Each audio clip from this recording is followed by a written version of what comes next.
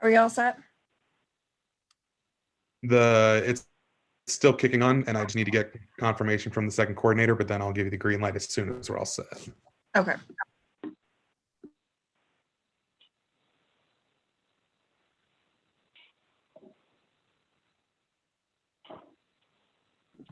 We are all set to go.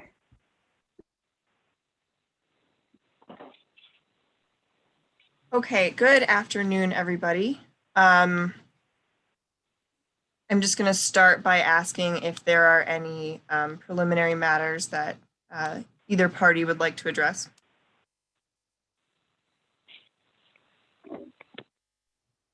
Yes, Your Honor.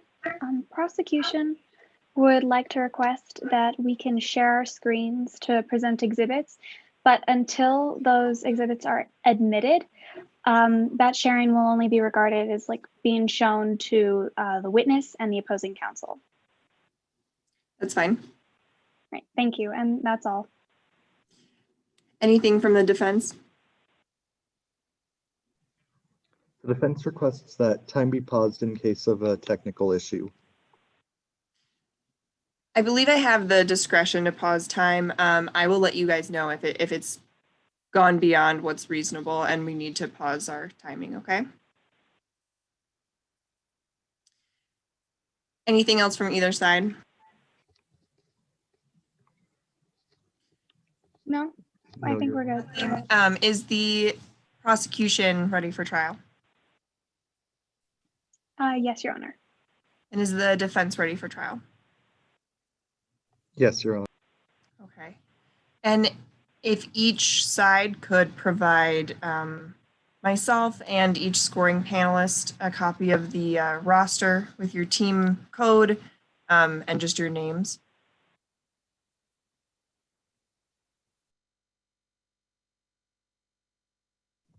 Permission to share a screen to share the trial roster, or should we put it in the chat? If you could put it in the chat just so that we can pull it up separately, that would be great. Okay, I can try to do that.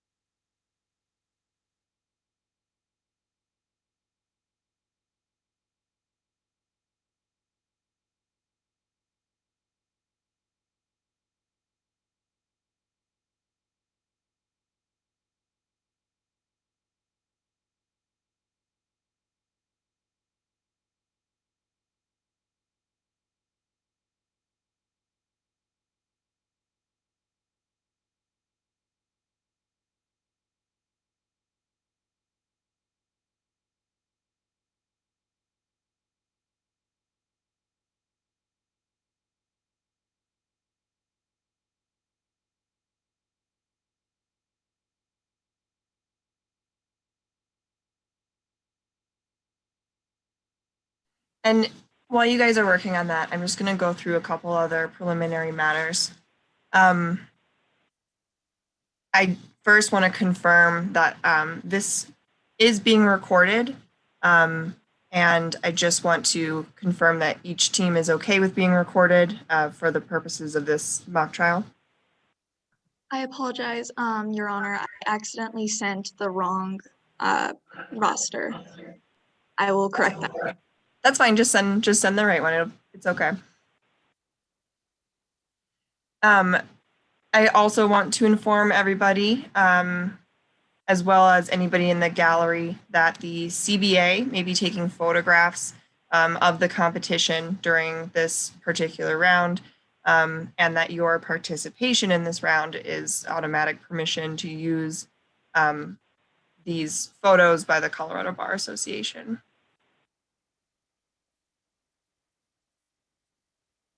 And anyone in the gallery who is connected with teams not competing in this round, that includes student members, coaches of other schools, coaches of other teams with the same school. If anybody in the virtual courtroom is present that fall under that definition, if they could please exit the virtual courtroom now.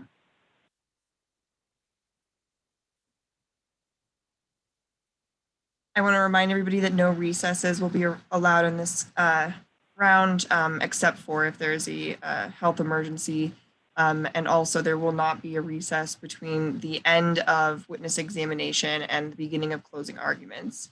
I said this earlier, I will have the discretion to stop time for technical difficulties. If it does get too much and it becomes unfair or unreasonable, I will let the timekeepers know that they need to stop the time.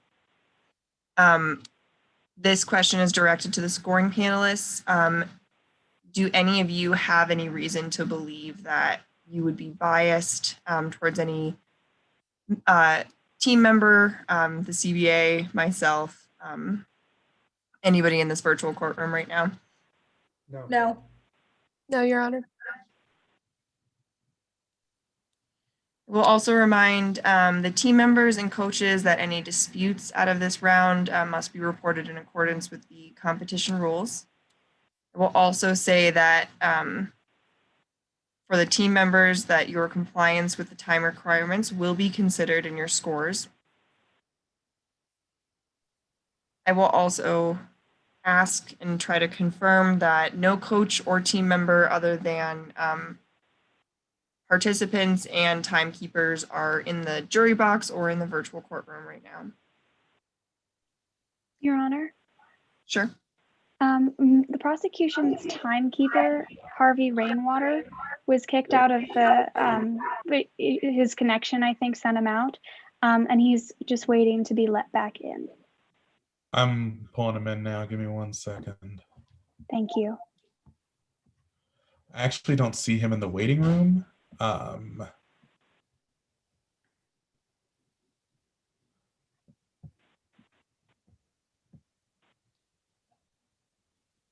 Do you see Lane Gray in the waiting room? I currently actually see no one in the waiting room. Let me see if there's another way for me to pull that up, just to be sure.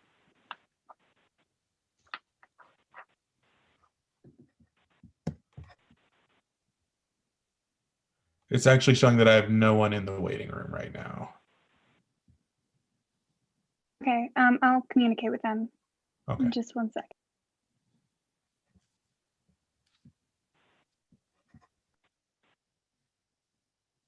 And we can just wait for just a minute while we figure that one out.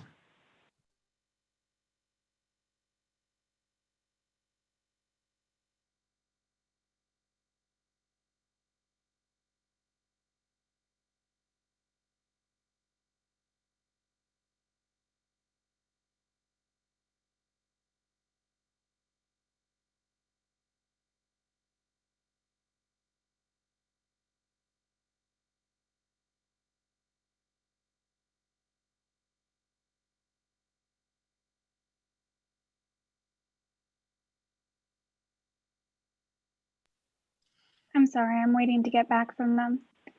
That's okay. While you're waiting, I'm going to swear everybody in, okay? So at this point, I will ask all the team members, and I will just ask all the team members to stand while you're taking your oaths, just, to uphold the professionalism and code of ethics that should be held during these mock trials. So team members, if you could please raise your right hands. Team members, do you promise that the presentation you're about to give will faithfully and truthfully conform to the facts and the rules of the mock trial competition? I see all nodding heads. Witnesses, do you promise that the testimony you're about to give will faithfully and truthfully conform to your witness statements, that you will not add material facts or opinions which are not contained in the case problem, and that you will follow the rules and procedures of the mock trial competition? I see lots of nodding heads. I see no shaking heads. And gallery members, including teacher and attorney coaches, family members, and friends, please raise your right hands. Do you promise to represent yourselves as positive role models and to behave in a manner that exemplifies ethical and professional sportsmanship during and after this mock trial round? And I see no one shaking their heads. And then lastly, scoring panelists, please raise your right hands. Do you promise to adjudicate the mock trial competition as fairly and objectively as possible in accordance with the facts, procedures, and rules of the mock trial competition? And I see everybody nodding their head. So at this point, I think we are just kind of waiting for one timekeeper. And Yes, there any- Your Honor. Neither of our possible timekeepers, both of their connections failed suddenly. So I don't think either of them are going to be able to get in today. Would it be possible for the opposing, I mean, not if it's any trouble, but would it be possible for Team L's timekeeper to timekeep for our team as well? it sounds like Mr. Walker is fine doing that. I just need to double check with the courtroom monitor to see if that's an okay thing to do. Thank you. I don't see why not. Okay, great. So at this point, I do believe we are ready to begin. Prosecution opening statements, please. Or I'm sorry, I didn't ask you guys to introduce yourselves. That's my fault. Can the parties please introduce themselves? Yes, Your Honor. I'm Virginia Frau. I'm a prosecution attorney. Today I will be conducting the direct examination of Detective Jordan Markowitz and the cross-examination of Avery Becker. My co-counsel can proceed. Good afternoon, Your Honor. My name is Olivia Fendrick. I'm a prosecution attorney. I'll be conducting the direct examination of Alex Cifuentes, the cross-examination of Blake Van Owen, and I will be giving the opening statement. Good afternoon. My name is Gwen Fitzsimmons, and today I will be providing the direct examination of Kyle Cusack, the cross-examination of Taylor Perkins, and I will be doing the closing statement. Good afternoon. My name is Sloan Smith, and I'll be playing Jordan Markowitz. My name's Mallory Coughlin, and I'll be playing Kyle Cusack. Good afternoon. My name is Olga Serbala, and today I'll be playing Alex Cifuentes. And from the defense. Good afternoon, Your Honor. My name is Adam Smith, and I'll be conducting the direct examination of Avery Becker and cross-examination of Kyle Cusack. Permission for co-counsel to introduce themselves. Sorry. Good afternoon, Your Honor. My name is Sana Sodi. I will be delivering the opening statement, doing the direct examination of Taylor Perkins, as well as the cross-examination of Detective Jordan Markowitz.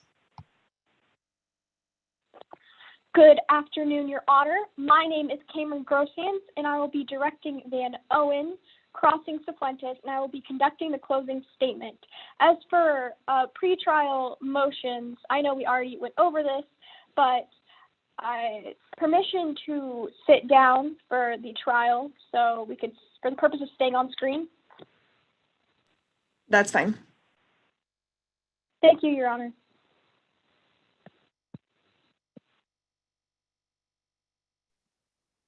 I am Caitlin Mon, and I will be portraying Avery Becker today. Good afternoon. My name is Katarina Dow, and I will be portraying Taylor Perkins. Good afternoon, Your Honor. My name is Damilola Adekola, and I will be portraying Blake Van Owen. Thank you, everybody. I now believe that we are ready to proceed with opening statements if the prosecution would like to begin. Yes, Your Honor. The death of a beloved coach, betrayal, a scandal that shocked a school to its core. Today, we will see the result of a free, democratic trial. But in such a society, we must also maintain the right to safety and justice. Your Honor, members of the jury, opposing counsel, my name is Olivia Fendrick, representing the people of the state of Colorado in this case. The defendant has been accused of attempting to take revenge on their mock trial coach by way of burglary and inadvertently murder. This case has been brought under the Colorado law for murder in the first degree, in which someone other than a co-conspirator dies during a commission of burglary, and the Colorado law for burglary in the second degree, in which a person knowingly enters a dwelling unlawfully with the intent to harm another person or property. The facts of this case are clear. After being told off for inappropriate behavior at a regional mock trial tournament, the defendant vandalized the car of Mackenzie Brackman. When this event led to their expulsion from the team, and after unsuccessful attempts to rejoin, the defendant decided to burgle the home of Mackenzie Brackman with the intent to trash it and get revenge for actions that the defendant deemed unfit. On March 6th, after entering the Brackman household, the defendant was caught off guard by the presence of their former coach. Surprised, they did exactly what they do best: act irrationally. They stabbed the victim in the shoulder and fled the crime scene. There are certain facts in this case that are not in dispute. They are that the signatures on the witness statements are authentic, chain of custody for evidence is not in dispute, stipulations cannot be challenged or otherwise contradicted, that Exhibit 22's audio recording is an accurate copy from the court proceedings of the case against Jonathan Rollins, and that Mackenzie Brackman's death did in fact occur. Both parties have agreed to these stipulated facts. Under Colorado law, there are several elements that must be proven for the defendant to be convicted. First, my colleagues and I will prove that the defendant committed the murder. Then, we will prove that the crime took place in the state of Colorado at or about the date and place charged. Next, we will prove that the defendant acted alone or with one or more persons. We will then prove that the defendant committed or attempted to commit second-degree burglary. And finally, we will prove that during the course of or in furtherance of the crime of second-degree burglary, the death of a person not participating occurred. The prosecution will call 3 witnesses to the stand. We will call a homicide detective, Detective Jordan Markowitz, who will testify that the defendant is in fact guilty after trying to vandalize Mackenzie Brackman's house and will do so by tracing cell phones. Kyle Kuzak will be called and will explain that this crime was planned by the intruder and how our victim was fatally injured by them after Mr. Brackman ensued a fight out of defense. The defendant's close friend from the mock trial team, Alex Cifuentes, will testify that the accused did in fact have violent intentions towards Mr. Brackman due to their problematic relationship, and the defendant's anger and unpredictable tendencies demonstrated in mock trial are what led to Mackenzie Brackman's murder and the very reason why this trial is being held today. The defense will claim that there is not enough evidence to prove the accused guilty of Mackenzie Brackman's murder, but the 3 witnesses called to the stand today will state that the intruder and murderer had very clear intentions and planned this crime well in advance, which can be proven through multiple pieces of evidence and by 2 expert witnesses. In order to be convicted, the defendant will be proven guilty beyond a reasonable doubt, the burden of proof being on we, the prosecution, to prove to the jury's satisfaction the guilt of the defendant. This means that the burden of proof will only be met once the jury concludes that the accused is undoubtedly guilty of the charges presented. Colorado's burglary and homicide laws exist to protect our citizens and serve justice to the unfortunate victims of such atrocities. If a guilty person is allowed to walk free, not only will the life of the hapless victim remain unavenged, but the assailant could very well kill again. It is our civil duty to see that justice is found here in this courtroom today. I ask that you keep your mind open until all arguments have been made, evidence has been entered, and witnesses have testified. For these reasons, based on the evidence that will be presented in this trial today, there is absolutely no reason why a verdict other than guilty should be returned. Thank you. Thank you, counsel. And from the defense? Yes, Your Honor. Let me take you back to the golden days of childhood, when we passed by our days by solving puzzles. And the worst frustration in our 6-year-old self's eyes was looking back at the puzzle and finding that its picture is almost unrecognizable without those pieces. Now imagine this. The puzzle's picture is a scene of a murder, and the blood is on your hands. The puzzle presented to you by the prosecution is an incomplete one. On March 6, 2020, Mackenzie Brackman was found dead at his residence. According to the prosecution, the defendant Avery Becker, a teenager with a natural talent and passion for mock trial, is guilty of murdering Brackman. The prosecution is required to prove this case beyond a reasonable doubt, and they will fail to meet their burden. Throughout this trial, the facts and evidence will continually prove that Becker has been wrongfully accused of murder. We're here to encourage you to take note of all the missing pieces. Imagine you're our client, Avery Becker, a teenager who's still navigating the world, but you have a gift of persuading juries and arguing cases well in court. Unfortunately, Becker was punished for this gift. Becker often came to mock trial meetings unprepared, which became a source of conflict between Becker and Coach Brockman. Eventually, Brockman demoted Becker down to the Colorado High School's mock trials B team. Naturally, Becker reacted in a foolish but typical teenage manner. Becker wrote on Brockman's car using what she thought was an erasable marker, and as a result, Becker was kicked off the mock trial team entirely. The prosecution will tempt you to believe that this is enough motive for someone to take another's life. But the reality is that Becker has shown remorse for her actions and repeatedly tried to apologize to Brockman. Today, you'll also hear from two supporting witnesses, Taylor Perkins and Blake Van Owen. Taylor Perkins is another member of the Colorado High School mock trial team and is also Becker's best friend. During the day of the crime, Perkins was with Becker the whole day as they were looking for Becker's phone that went missing the night before. Though Perkins and Becker went to a variety of places, including the mall and a restaurant called the Fry Shack, the evidence will show that they never strayed from their search and certainly never traveled to Coach Brockman's house. Professor Blake Van Owen is a private investigator and professor. She has previously testified as an expert in crime scene reconstruction, cell tower analysis, and police investigation practices, including the use of force and false arrest. She's a strong advocate for social justice and law enforcement. And in this case, Van Owen investigated the inconsistencies with the prosecution's crime scene reconstruction, including issues with scuff marks, stab wounds, and the footage from Brockman's Ring camera system. The presented puzzle is one that's incomplete. Thanks to the very police trying to convince you that Becker is guilty and fully capable of committing murder at age 17. The prosecution will try to convince you that this is the full picture. However, you'll consistently observe their missing pieces, starting with Detective Jordan Markowitz, who has questionable certification and who has made assumptions with insufficient cell phone data, as well as from other witnesses, including Kyle Kuzak, a biased officer, and Alex Cifuentes, a member of the Colorado High School mock trial team, who was constantly in competition with our client, Avery Becker. Throughout this entire trial, as defendants, we will make it evident that there are numerous missing pieces in the prosecution's puzzle, which will prevent the prosecution from proving that Becker is guilty beyond a reasonable doubt. From a lack of investigation to simple assumptions made based off of insufficient evidence to a clear lack of motive from our client, the jury will see that this investigation was nowhere near thorough enough to convict Avery Becker of murder.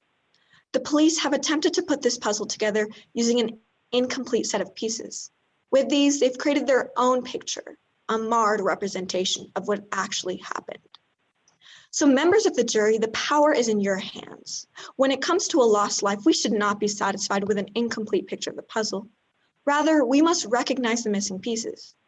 Today, we're simply asking you to bring justice to Avery Becker and to the late Mackenzie Brockman.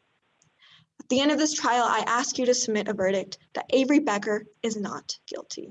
Thank you. Thank you, counsel. And the prosecution may call their first witness. The prosecution would like to call Detective Jordan Markowitz to the stand.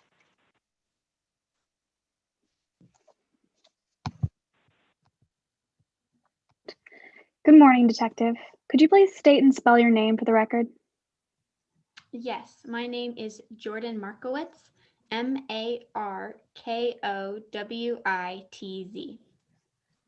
To begin, could you tell me about your occupation? Yes, I work as a homicide detective with the Denver Police Department. And how long have you worked with them? I've been with them for the past 13 years, and I've been a detective for the past 7 years. And do you have any other certifications? I have received a cell phone technology and forensic data recovery certification from the American Academy of Law Enforcement. And what did that certification entail? I took a 3-day certification training and certification test.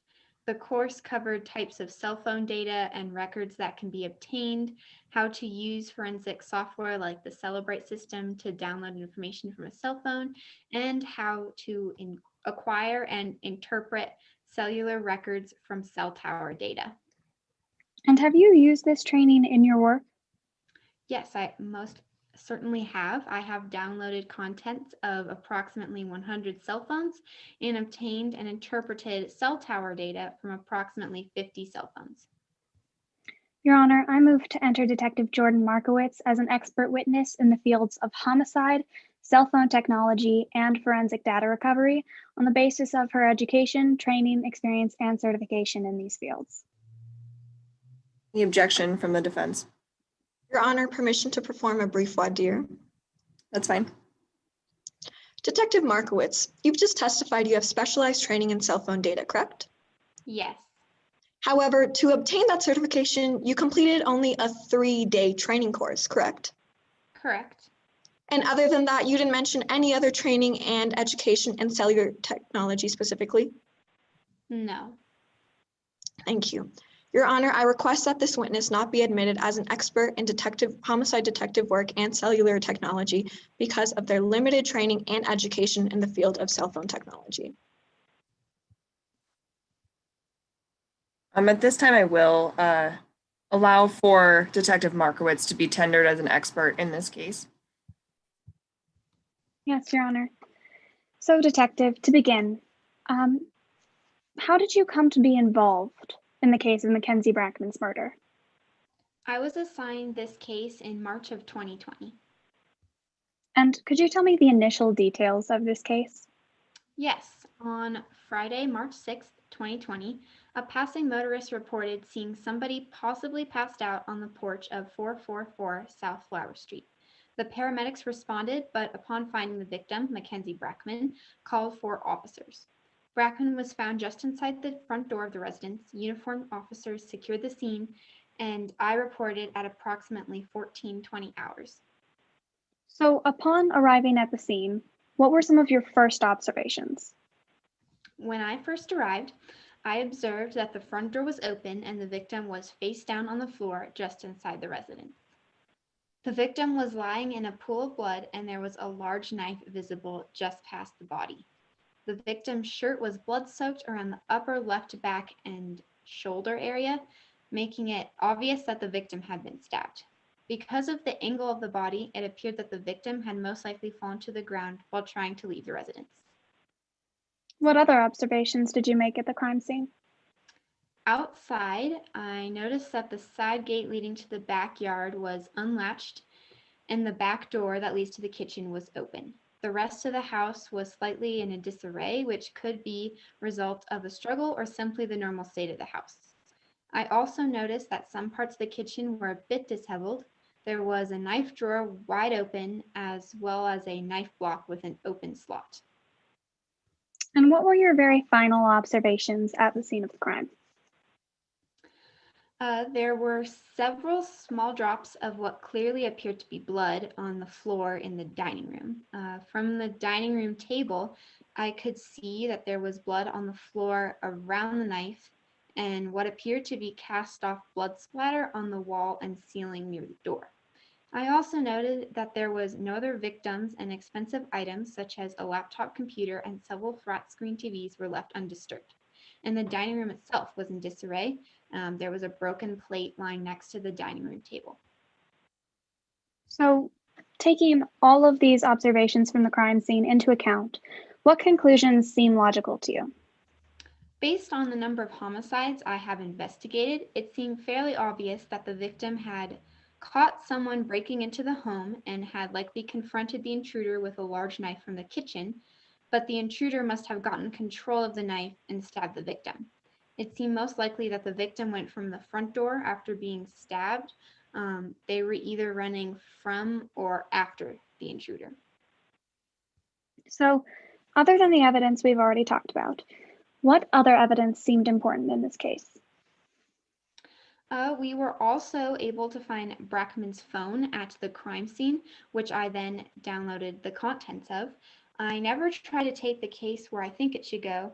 I follow the evidence and go where it takes me. So I found a tremendous number of text and email messages related to something called mock trial.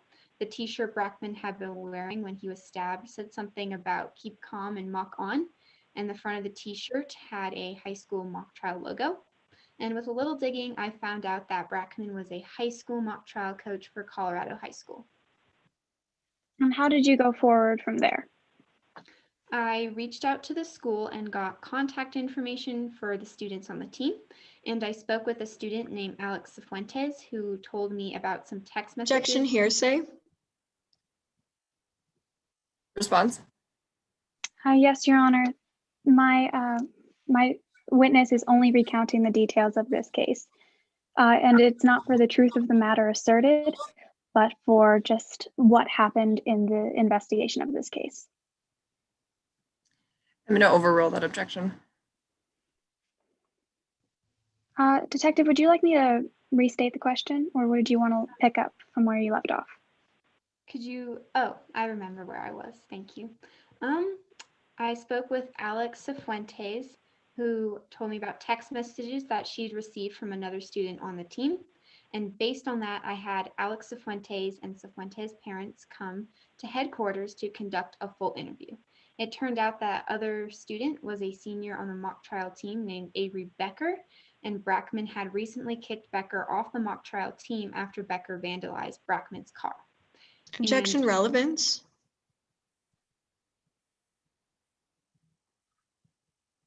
Response? My witness is only recounting the details of what happened at this meeting with Alex Cifuentes. It's perfectly relevant to whatever Alex Cifuentes told my witness. Could you make just a little bit more of an offer of proof of the relevance of what is happening right now, of what your witness is talking about? I can move on to my next question instead, actually. Okay. Actually, may I present my screen to share Exhibit 14 to my witness and opposing counsel? That's fine. All right, Detective, do you recognize what is shown in these photographs? Yes, these are the screenshots that Cifuentes sent me of her text with Becker. And do the contents of these photographs accurately reflect what Alex Cifuentes sent you? Yes. All right. Your Honor, I move to enter Exhibit 14 into evidence. Any objection from the defense? Objection, authenticity. And response? We have proven the authenticity of where Detective Jordan Markowitz obtained these photos from Alex Cifuentes. These are the photographs that she received from Ms. Cifuentes. I'm going to find that the authenticity has been, the foundation for the authenticity of these messages has been laid,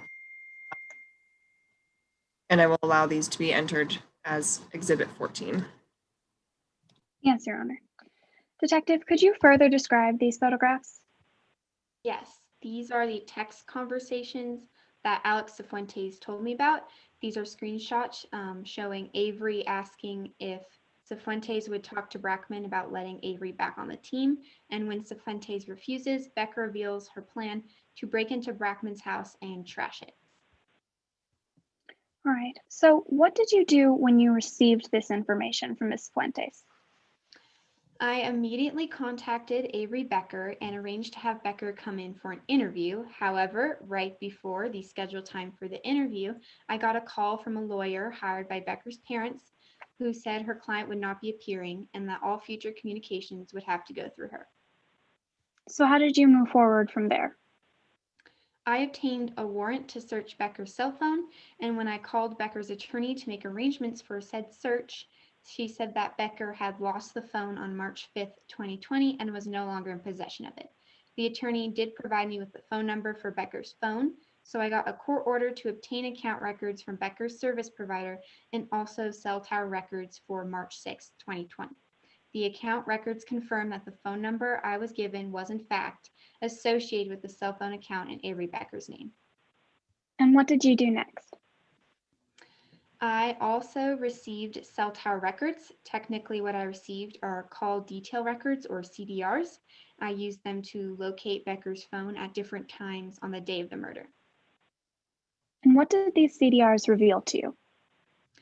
In this case, CDRs show that another cell phone was sending several texts and placing several calls to Avery Becker's phone leading up to the time that Mackenzie Brackman was killed. All of the incoming calls and texts were from the same phone, and I later confirmed through provider records that this phone belonged to another Colorado high school student named Taylor Perkins. Your Honor, may I have permission to present my screen to share Exhibit 16 with my witness and opposing counsel? That's fine.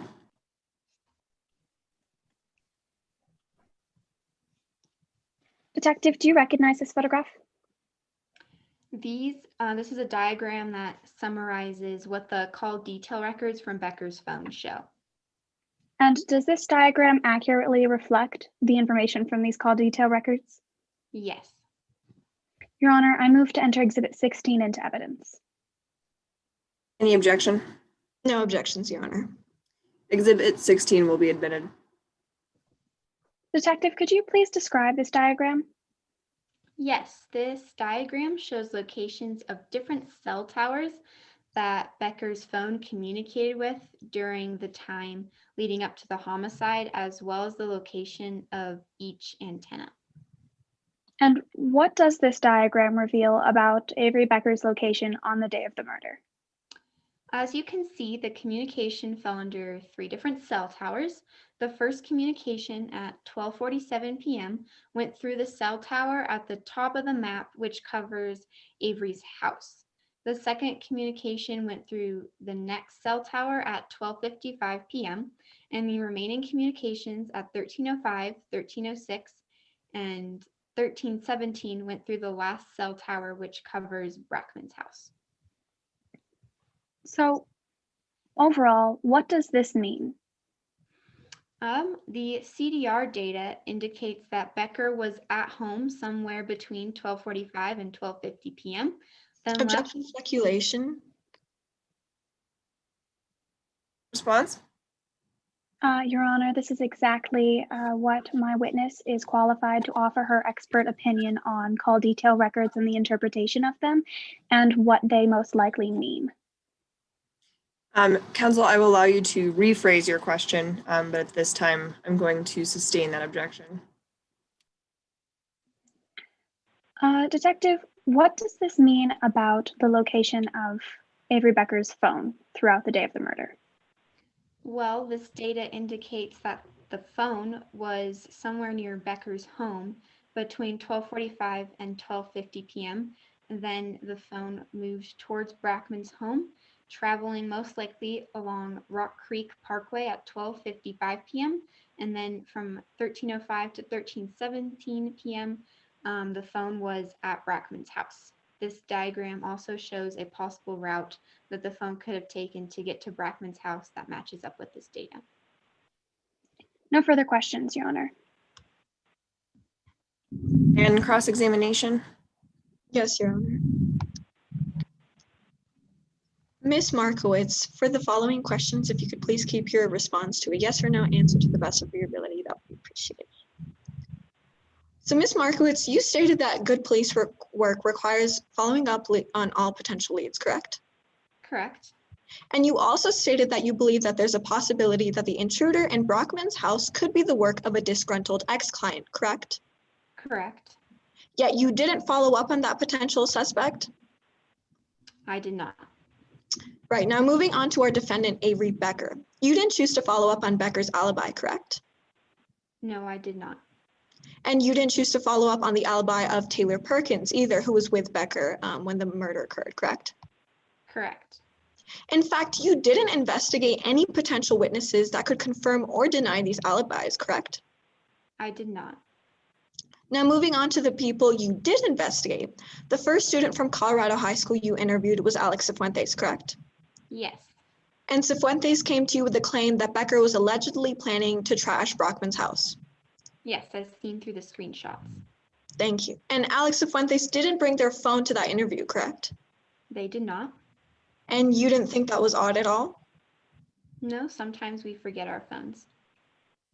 And you had Cifuentes take screenshots of the text conversations between Becker and Cifuentes, correct? Correct. And you didn't choose to receive those screenshots until the day after the interview, correct? Correct. And you didn't obtain that source of evidence on your own. You had Alex Fuentes send you those screenshots. I did. And so you only saw the screenshots of the text messages, but not the actual physical text messages, correct? Correct. Now moving on to Becker's phone. Though you were never able to physically retrieve Becker's cell phone, you were able to obtain its records, correct? Yes, that is true. And based primarily on the CDRs and the cell phone records of Avery Becker's phone, you assume that Becker was at all the same locations as the CDR indicates? Yes. And you discovered that the CDRs indicated another phone attempting to contact Becker's phone on March 6th, correct? That's correct. And you've confirmed that that phone belongs to Taylor Perkins? Yes. But you never followed up on why Taylor Perkins's phone was calling Avery Becker's, correct? Correct. Now moving on to missing evidence. You were unable to present all of the pictures taken at the crime scene, correct? Correct. And that's because they were corrupted pictures. Yes. And you aren't aware how they were corrupted, correct? Correct. So Detective Markowitz, based on what you've testified so far today, you did not follow up on all potential suspects, correct? Correct. And you did not follow up on all potential key witnesses either. Yes. And you did not follow up on all potential evidence. Correct. Thank you. No further questions, Your Honor. Can you redirect? Yes, Your Honor. First of all, Detective, was Alex Cifuentes very cooperative in offering evidence? Yes. Yes, she was. So did you have any reason to believe that she would be lying? I did not have any reason to believe that, no. Why weren't you able to communicate directly with Avery Becker? Avery Becker's lawyer said all further communications had to go through her. So did you find that at all maybe suspicious? I did. Would you say that the way that communications had to be held between you and the defendant garnered trust in him? Objection, speculation. Response? Your Honor, my witness is only speaking to her personal feelings of whether she felt that the way that she had to communicate with the defendant in this case made her feel like she could trust them. It's not speculating on her own feelings. I'm going to overrule the objection at this time.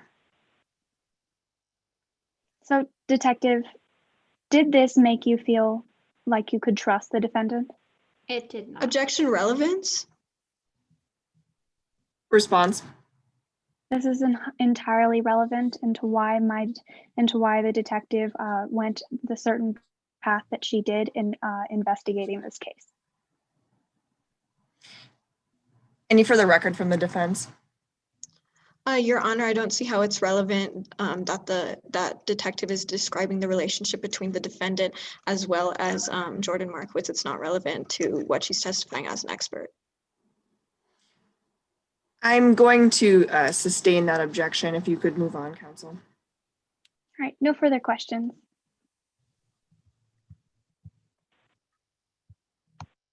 And counsel, may this witness be excused? Yes, Your Honor. Does the prosecution have any other witnesses they'd like to call?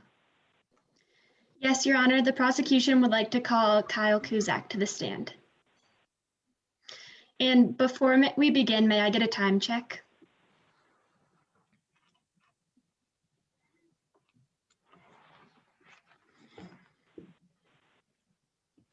Thank you. All right. Good morning. May you please introduce yourself to the jury? Hi, my name is Kyle Kuzak. That's Kuzak. Thanks, Ms. Kuzak. Now to start off, what do you do for a living? I'm a crime scene reconstruction investigator, also known as CSR. So are you a police officer then?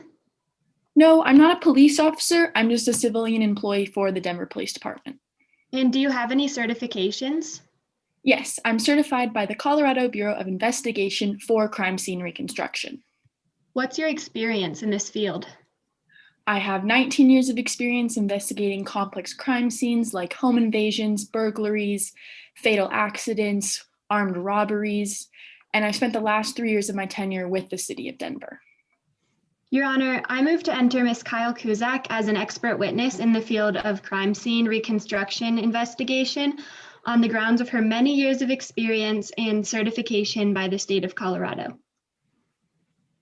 And any objections? Permission for a brief voir dire. That's fine. Now, Ms. Kuzak, did you bring any certification over your status as a CSR with you today? No.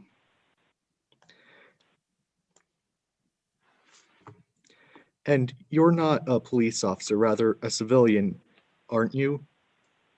Yes, but I am certified with the Colorado Bureau of Investigation. And you've only been with the City of Denver for 3 years, correct? Yes, but I have 19 total years of experience. The defense objects to the admission of Kyle Kuzak as a witness under the grounds of lack of foundation. This time, Ms. Kuzak will be tendered as an expert in this case.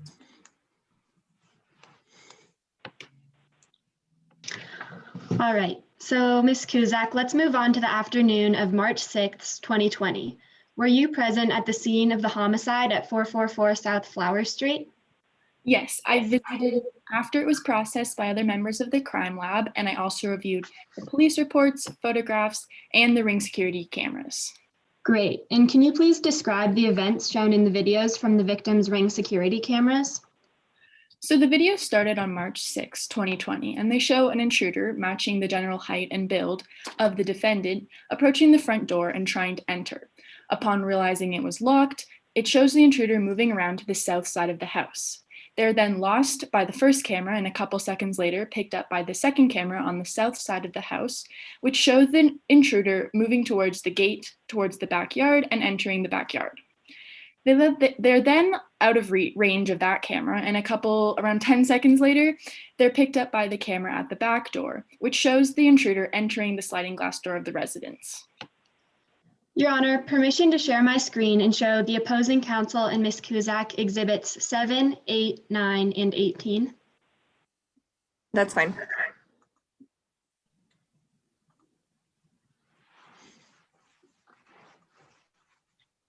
All right, Ms. Kuzak, beginning with exhibit 18, may you please describe this?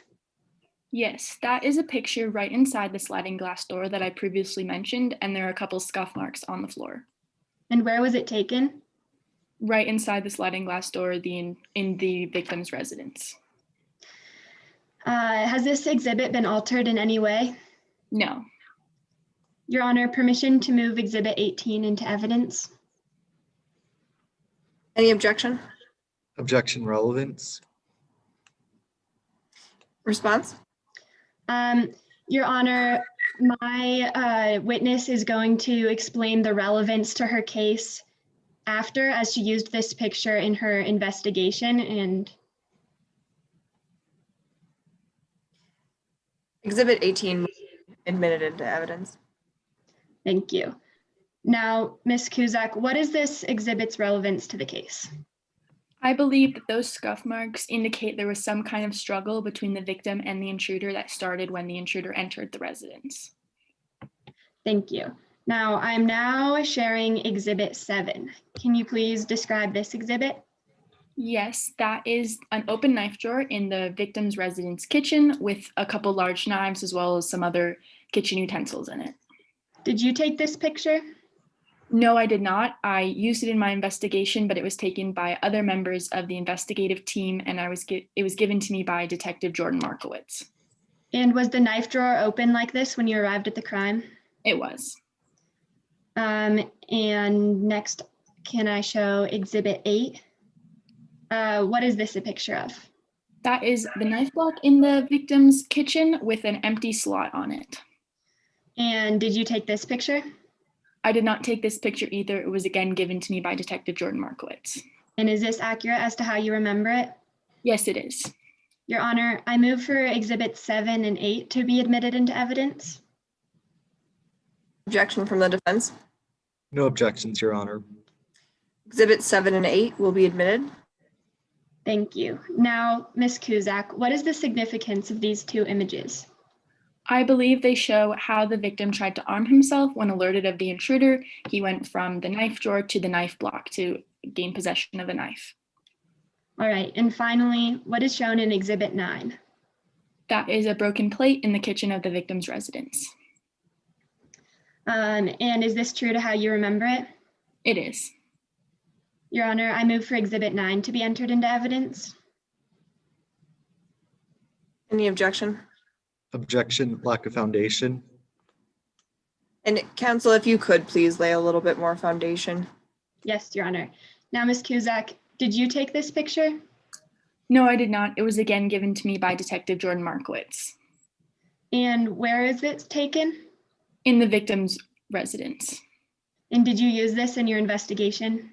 I did. Your Honor, I move for Exhibit 9 to be admitted into evidence.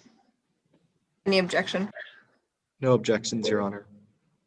Exhibit 9 will be admitted. Thank you. So, Ms. Kuzak, what did you infer from Exhibit 9? I believe that this plate would have most likely been knocked off the kitchen table in the struggle that I mentioned earlier that caused the scuff marks. Thank you. All right, now, Ms. Kuzak, are you aware of Professor Blake Van Owen's theory of the murder? I am aware of Professor Blake Van Owen's theory, yes. And what does he believe? He believes the victim was startled by the intruder and got stabbed in the back while he was sitting at his kitchen table. And what do you think of this theory? I think it leaves a lot of holes and doesn't account for very much evidence, and obviously seems like he had an intention, or he had a set intention in mind and only chose evidence to prove his theory. It leaves out how the broken plate would have gotten broken, how the scuff marks in the floor ended up there, why the knife drawer was open, and the missing slot in the knife block. All right, and now for your conclusion on the case. Where did the victim start? I believe the victim started inside his home and was alerted by the Ring security notifications that there was someone trying to enter his home. And what did the victim do next? I believe that he then went up to his kitchen and started digging around for something to defend himself with. As seen from the open knife drawer, he obviously was looking for a knife and then ended up picking up a knife from the knife block. And what happened when the intruder entered the residence? A struggle would have occurred between the two as the intruder tried to disarm the victim, and that would have caused the scuff marks and the broken plate. And what did you conclude happened in this struggle? I believe that the struggle did not last very long, and at some point the intruder would have gained possession of the knife. So how did the intruder kill the victim? I believe he was being held in some kind of a bear hug way and ended up stabbing the victim in the back upper shoulder area with the knife, and that's consistent with the way the incision is and the blade. So after sequencing the events in this case, what conclusions did you reach? It's very clear to me that this was a planned burglary. The intruder obviously had prior knowledge of the victim's property and had chosen a time of day when normally the victim would have been outside his home. However, the victim was home, and the ensuing struggle that happened cost the victim his life. Thank you, Ms. Kuzak. No further questions, Your Honor. Cross-examination. Yes, Your Honor. Now, Ms. Kuzak, you did visit the crime scene, correct? Yes. But the crime scene was processed before you got there, wasn't it? Yes, I'm not a police officer. That's not my responsibility. And you claim that the evidence did not give you a very complicated fact pattern? No, but that's normal in a case like this. You reported in your witness statement that your CSR process is very accurate and efficient. It is when all the evidence is presented, but sometimes there are holes and there's nothing that we can do about that. We have to work with what we have. Based on your reconstruction, the first event was the perpetrator trying to enter through the front door, right? Yes. But the perpetrator was wearing a mask and which prevented anyone from seeing their face, right? Yes, they were. And the perpetrator was wearing gloves as well? Yes. And there were no DNA or fingerprints found at the scene aside from those of the victim, correct? No, there was not. And according to the videos, did it take the perpetrator around 10 seconds to get from the gate to the back door? Yes. And in this time, you believe the victim was notified, recognized a threat, and armed themselves? I do believe that's what happened. Specifically, Brackman was notified by the Ring doorbell and the security cameras at the time. Yes. Did you ever look into Brackman's phone to see if his Ring notifications were on? I did not look at that. And there was a scuffle between Brackman and the perpetrator according to your reconstruction, correct? Yes, that's what the evidence points to. And you believe the broken plate got knocked down in this scuffle, don't you? Yes, I do believe that. But there's many ways plates can get broken, right? Yes, but after my extensive investigation, I believe that that is how the plate was broken. And the plate was the only thing in Mr. Brackman's house that seemed particularly damaged, correct? Yes. And you also claim the scuff marks were formed during this supposed scuffle, don't you? Yes, I do believe that. But it's true there's many ways scuff marks can be formed, right? It is, but again, after my extensive investigation, that's what I believe happened. Do you have any way to date the scuff marks? There is no way to date them.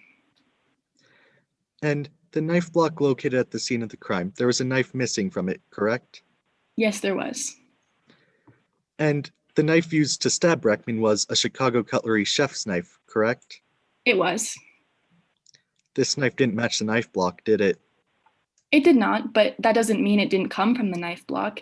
It's not like a specific set of knives has to be in the knife block. It matched the same general shape as the slot that's missing a knife.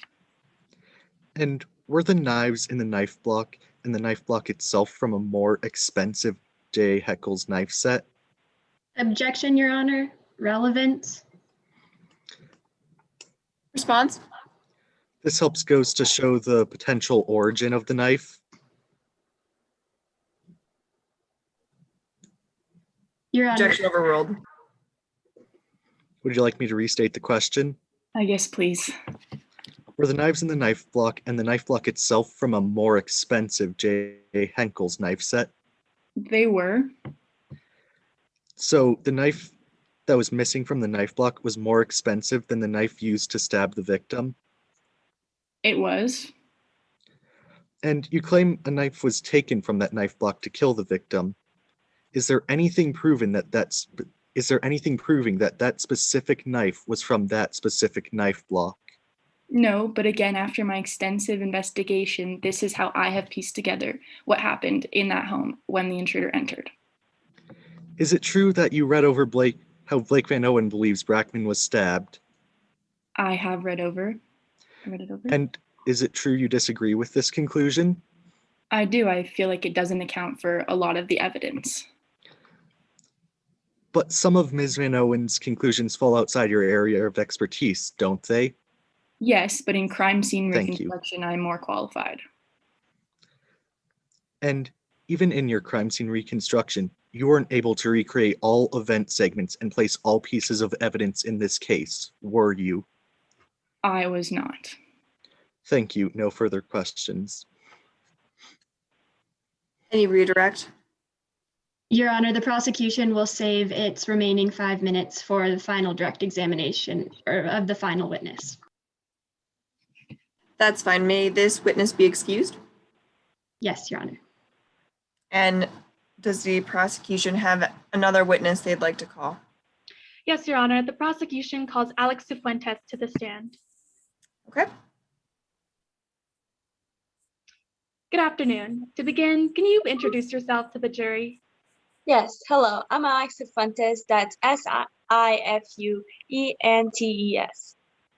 Alex, what school did you go to last year? Well, I'm still a senior at CHS. And do you have any extracurricular involvements there? Yeah, I participated in mock trial. Go Mockers! Do you enjoy that activity? Yes, I love it. Would you say that you're good at it? Of course, I practice and I put a lot of effort into it. So you take it pretty seriously, huh? Yeah. Were there any students on the team who you felt like didn't?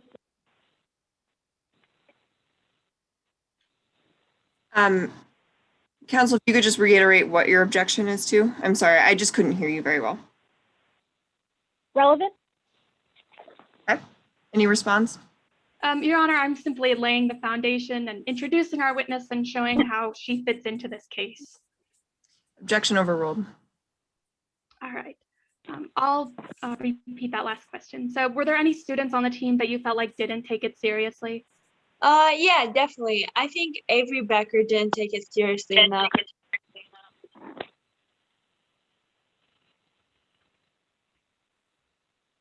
Pardon, was that an objection from the opposing counsel? It wasn't, it was just. No, I don't know what that was. Okay. I'll repeat my question once again. Were there any students that didn't take it seriously? Yes, Avery Becker didn't. She was always unprepared and not ready for practice. What was your relationship like with Avery Becker? Well, we were really good friends, basically best friends. I mean, she's the one that got me into mock trial in the first place. And from your perspective, did you notice any tension between Mr. Brackman and Avery Becker?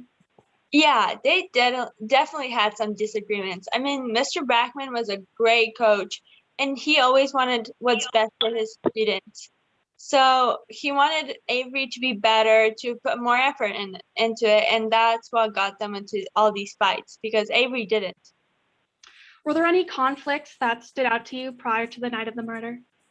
Yeah, definitely. There was one where Mr. Brackman demoted Avery to B team because she came to practice unprepared for the up 10th time. And after that, there was also another big one where Avery vandalized Mr. Brackman's Porsche 1986. Wow, how did Mr. Brackman react to that?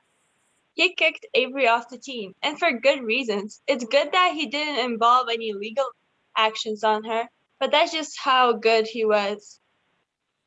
Did you have any contact with Avery after they were kicked off the team? Yeah, we're good friends, so she texted me and asked me to talk to Mr. Brackman for her. Of course I did that. And it's my understanding that this evidence has already been admitted. Is that correct?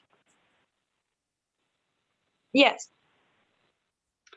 Alex, in your opinion, what do you believe happened to Mackenzie Brackman on the night of March 6th, 2020? I think, well, Avery, when I texted her and told her the bad, oh. Counsel, was that an objection? I couldn't really hear. That was. Do you want me to hold my phone up to my face? That works. Would that hear me better? Yeah. Okay. Objection, speculation. Okay, and response from the people. Your Honor, I specifically asked my witness to form her own opinion based on what she understood of the people involved in the case itself. And as it goes to a lay opinion testimony?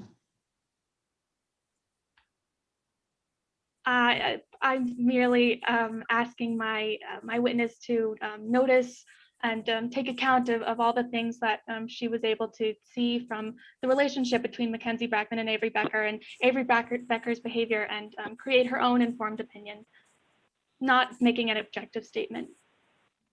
I think this is objection ultimate issue, because this is a lay witness and she can't testify to what she thought what happened at the crime scene. I'm going to sustain this objection. Thank you, Ms. Fuentes. No further questions, Your Honor. Cross-examination.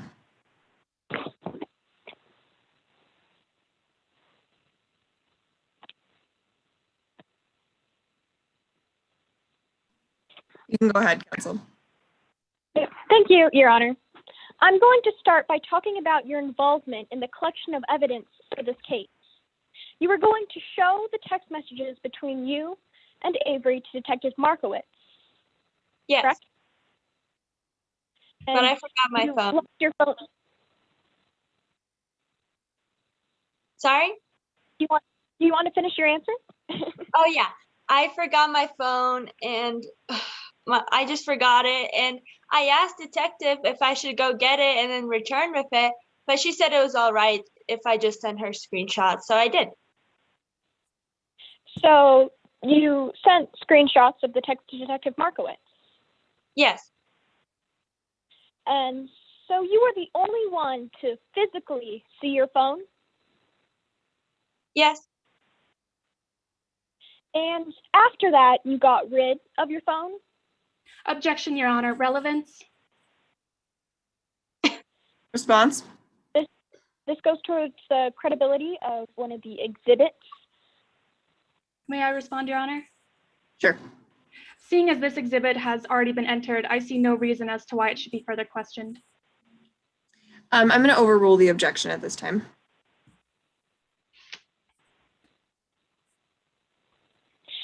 I'm going to talk about the day Avery lost her phone, March 5th. That day you saw Avery at the Fry Shack, correct? Yeah. And you played a game on Avery's phone. Yeah. It was great. And then, do you want to finish your question? Finish your answer? I did. It was great. I played a game on her phone. And then Avery left with Taylor? Yes. I'm now going to talk about your relationship with Avery Becker. You do not appreciate the way Becker treated your teammates, correct? Yes. I thought she was unprepared and I wanted her to be more, to participate more because mock trial is not an individual sport. That was a yes? Yes. You think Avery always played victim? Yes, sometimes. You did not like how Avery would make up things on the spot on direct examination. Objection, No. Your Honor. Argumentative question? I'm going to overrule that. Would you repeat the Do you want me to question? repeat the question? Yeah. Yes. You do not like how Avery would make up things on the spot on direct examination. Yeah, I thought it was very unprofessional. You think it's unfair that Avery won the Best Attorney Award at the regional tournament. Of course, I put so much effort into my work and Avery didn't, so I thought it was unfair. You think it's unfair that Avery got the Best Closing Argument Award at the regional tournament. Yes. You think Avery does not work hard. No, not as hard as some of the other members of the team. Is that a yes? Yes. You thought that Avery won the awards solely based on looks. Yeah. I'm now going to talk about the day Avery got demoted. You were on the CHS mock trial team. Yeah. This team is split into A and B. Yes. The A team has a limited amount of spots. Of course, it's like the top tier and then B is the bottom. One day, Avery was late to mock trial, correct? Yeah. And that day, Brackman demoted Avery to B team? Yeah, it wasn't her first time late, so he had enough of her unpreparedness and lateness. Is that a yes? Yes. You think Brackman was right in demoting Avery to B team? Yeah. I'm now going to talk about the vandalism on Brackman's car. Avery wrote on Brackman's car? Yeah, she wrote in permanent marker. You thought Brackman would have pressed you thought Brackman should have pressed charges when Avery wrote on Brackman's car. I thought it was a good thing he didn't. Did you just testify that you thought Brackman shouldn't have pressed charges on Avery when Avery wrote on the car?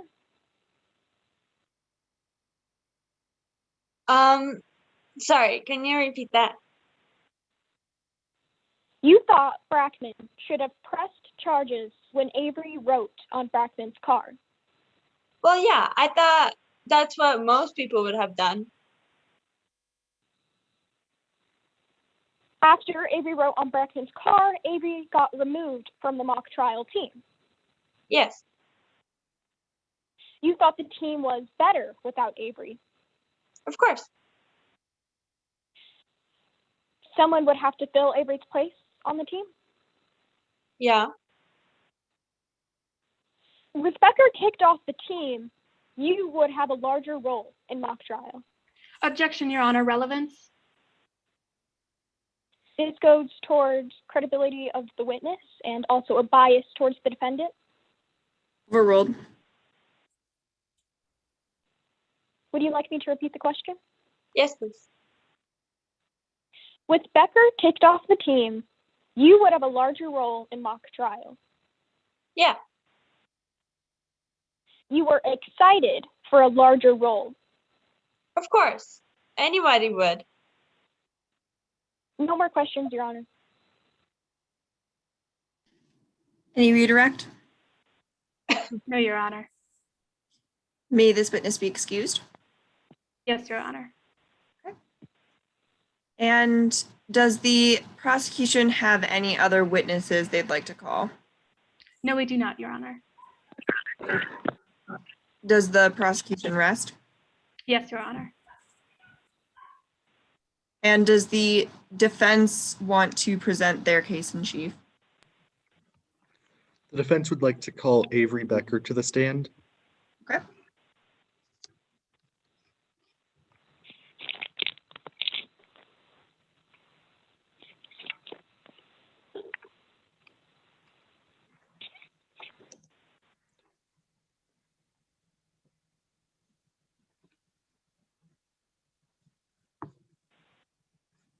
And you, counsel, you can begin whenever you'd like.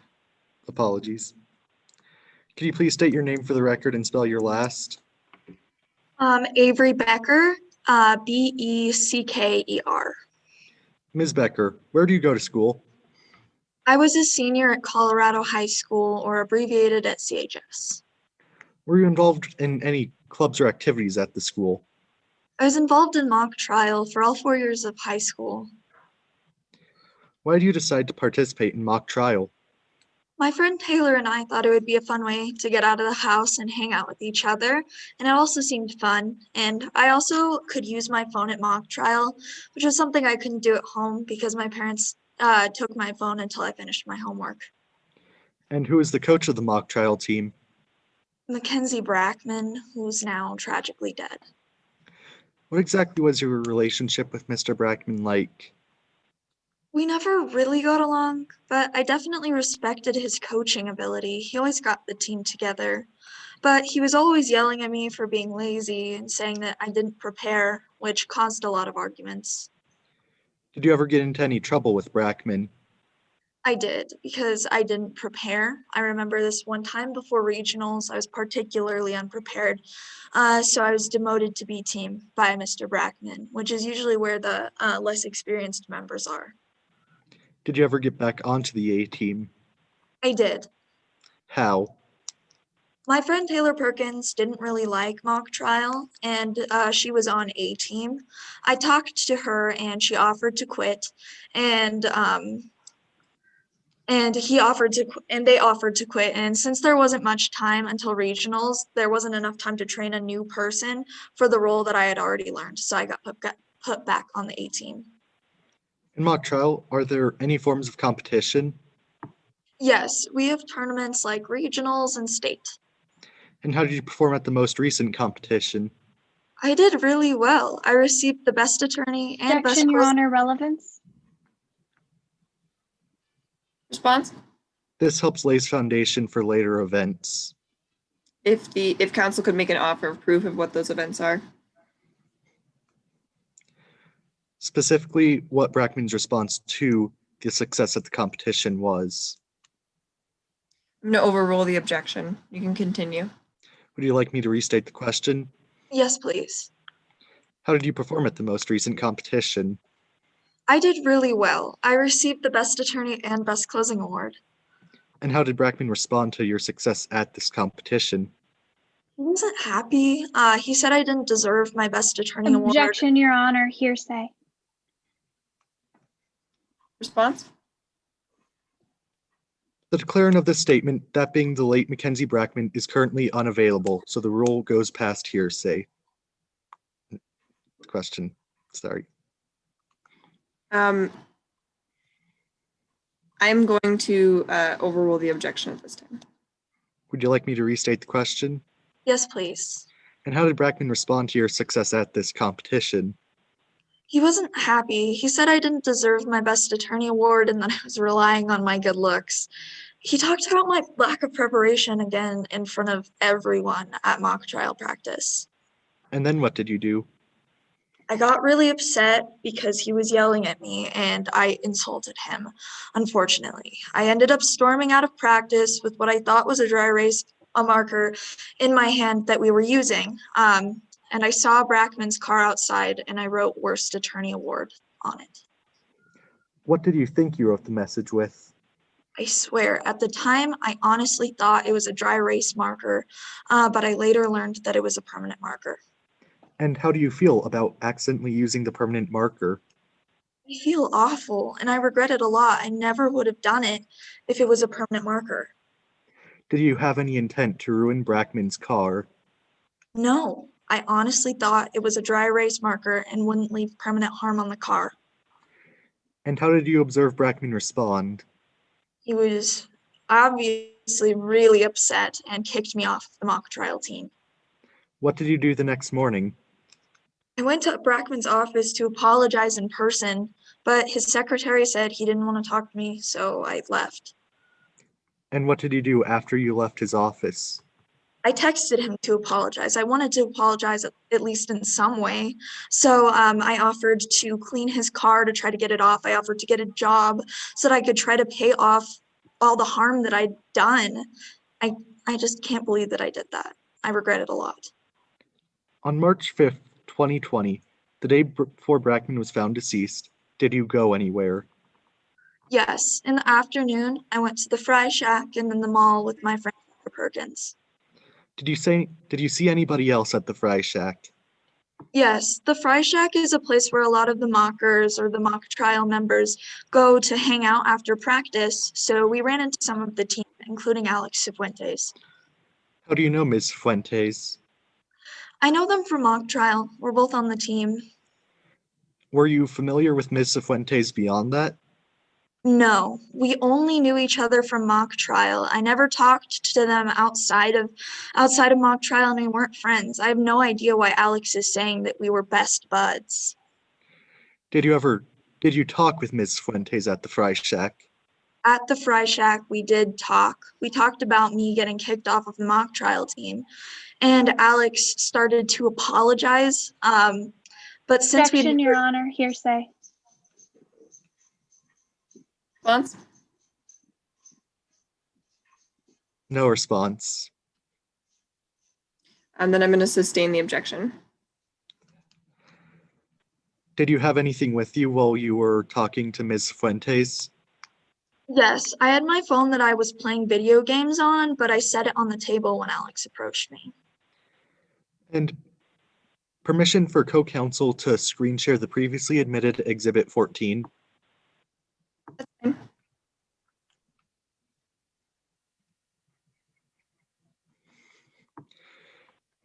Now, do you recognize these text messages? No, Did you send these text messages? no, I don't talk to Alex. This wasn't me. I didn't send these. Would you ever do any of the things you claimed you were going to do in these text messages? No, I would never do anything that these text messages are claiming that what happened. I would never try to break into his house. That wasn't me. From what you know, did Ms. Cifuentes have any friends? Yes, I knew that they were friends with. Objection, Your Honor, speculation. Response? This is simply what the witness had observed of Ms. Fuentes. I'm going to overrule that. Would you like me to restate the question? Yes, please. From what you know, did Ms. Fuentes have any friends? Yes, from what I knew, they were friends with Blair Rowland. Oh, and you can stop the screen share, co-counsel. Apologies. Who exactly is Blair Rollins? Blair Rollins was another student at CHS. Have you ever seen Blair Rollins? Yes, I have. We look very physically similar. People have confused us a lot. And are you aware of Mr. Rollins' father, Jonathan Rollins?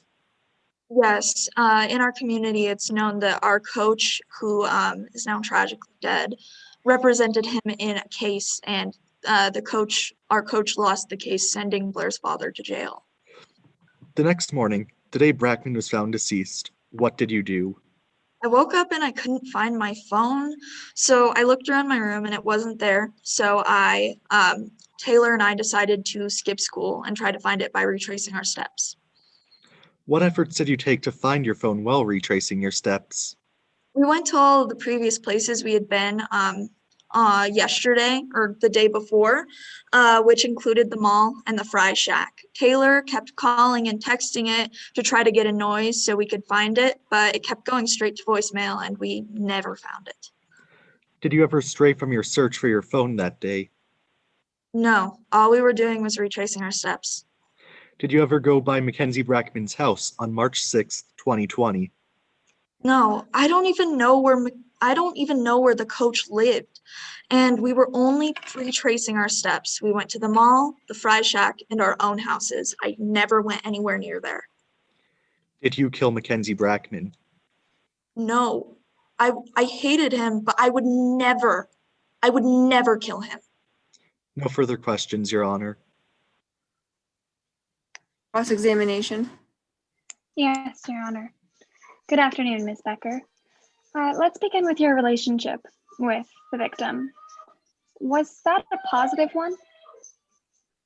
Sorry, could you repeat that? I forgot your name. Your relationship with the victim, Mackenzie Brackman, it wasn't a positive one, yes? It usually wasn't great. Isn't it true that he demoted you to B team just a short while before the regional tournament? Yes. After you had been on the team for 4 years? Yes, I was being irresponsible and unprepared. Even though, in your words, you were one of the best on the team. Yes. And isn't it also true that after the regional tournament, he berated you in front of all of your peers? Yes. Humiliating you, even though you won awards at this regional tournament? It did make me upset. Berating, all right. And so this made you angry, yes? Yes. So angry that you stormed out of practice and, one way or another, vandalized his car? Again, I will restate that I did not think it would cause permanent harm. I was simply angry and acting stupidly. It wasn't, I didn't think it would cause permanent harm. So you'd say that in a moment of anger, your judgment was clouded and you committed a crime. Yes. And even after you apologized to your coach and even offered to pay for the damage, he wouldn't let you back on the team. Yes, and I felt awful about doing it. And after all of that, would you say that you hated him? I did hate him, but I would never kill him. But for the record, you hated the victim. Yes. All right. When you were recounting this story to your mother after practice, how did you tell her what had happened? I was sobbing because I was obviously very distraught about what had happened during that day because I felt so bad. And I was also very upset because I had gotten kicked off of the mock trial team. And I said, and I was just crying. That was how I reacted. I was upset. Ms. Becker, did you tell your mother what had happened? Why the coach had kicked you off of the team? No, I didn't. And what were your words? What do you recall your exact words to her? It is pretty blurry, but I remember saying something along the lines of I would get him back or something along those lines. But again, I was just crying. I didn't really mean it. Does this sentence from your witness statement sound familiar? I told her I would get back at him if it was the last thing I did. Yes. So in clarification, you said this, that you would get back at the victim if it was the last Objection thing asked and you answered. did. I'm going to overrule that. In clarification, yes. In clarification, you said about the victim in this case that you would get back at him if it was the last thing you did. I did say that, but Thank you. I didn't mean it. No further questions, Your Honor. Any redirect? Yes, Your Honor. Do you love mock trial? Yes. Did you love mock trial enough to kill someone over it? No, it was just mock trial. And did you hate Mackenzie Brackman? I did. Did you hate him enough to kill him? No, I would never kill him, and I didn't hate him enough to kill him. This was all over mock trial. No further questions, Your Honor. Thank you, counsel. May this witness be excused.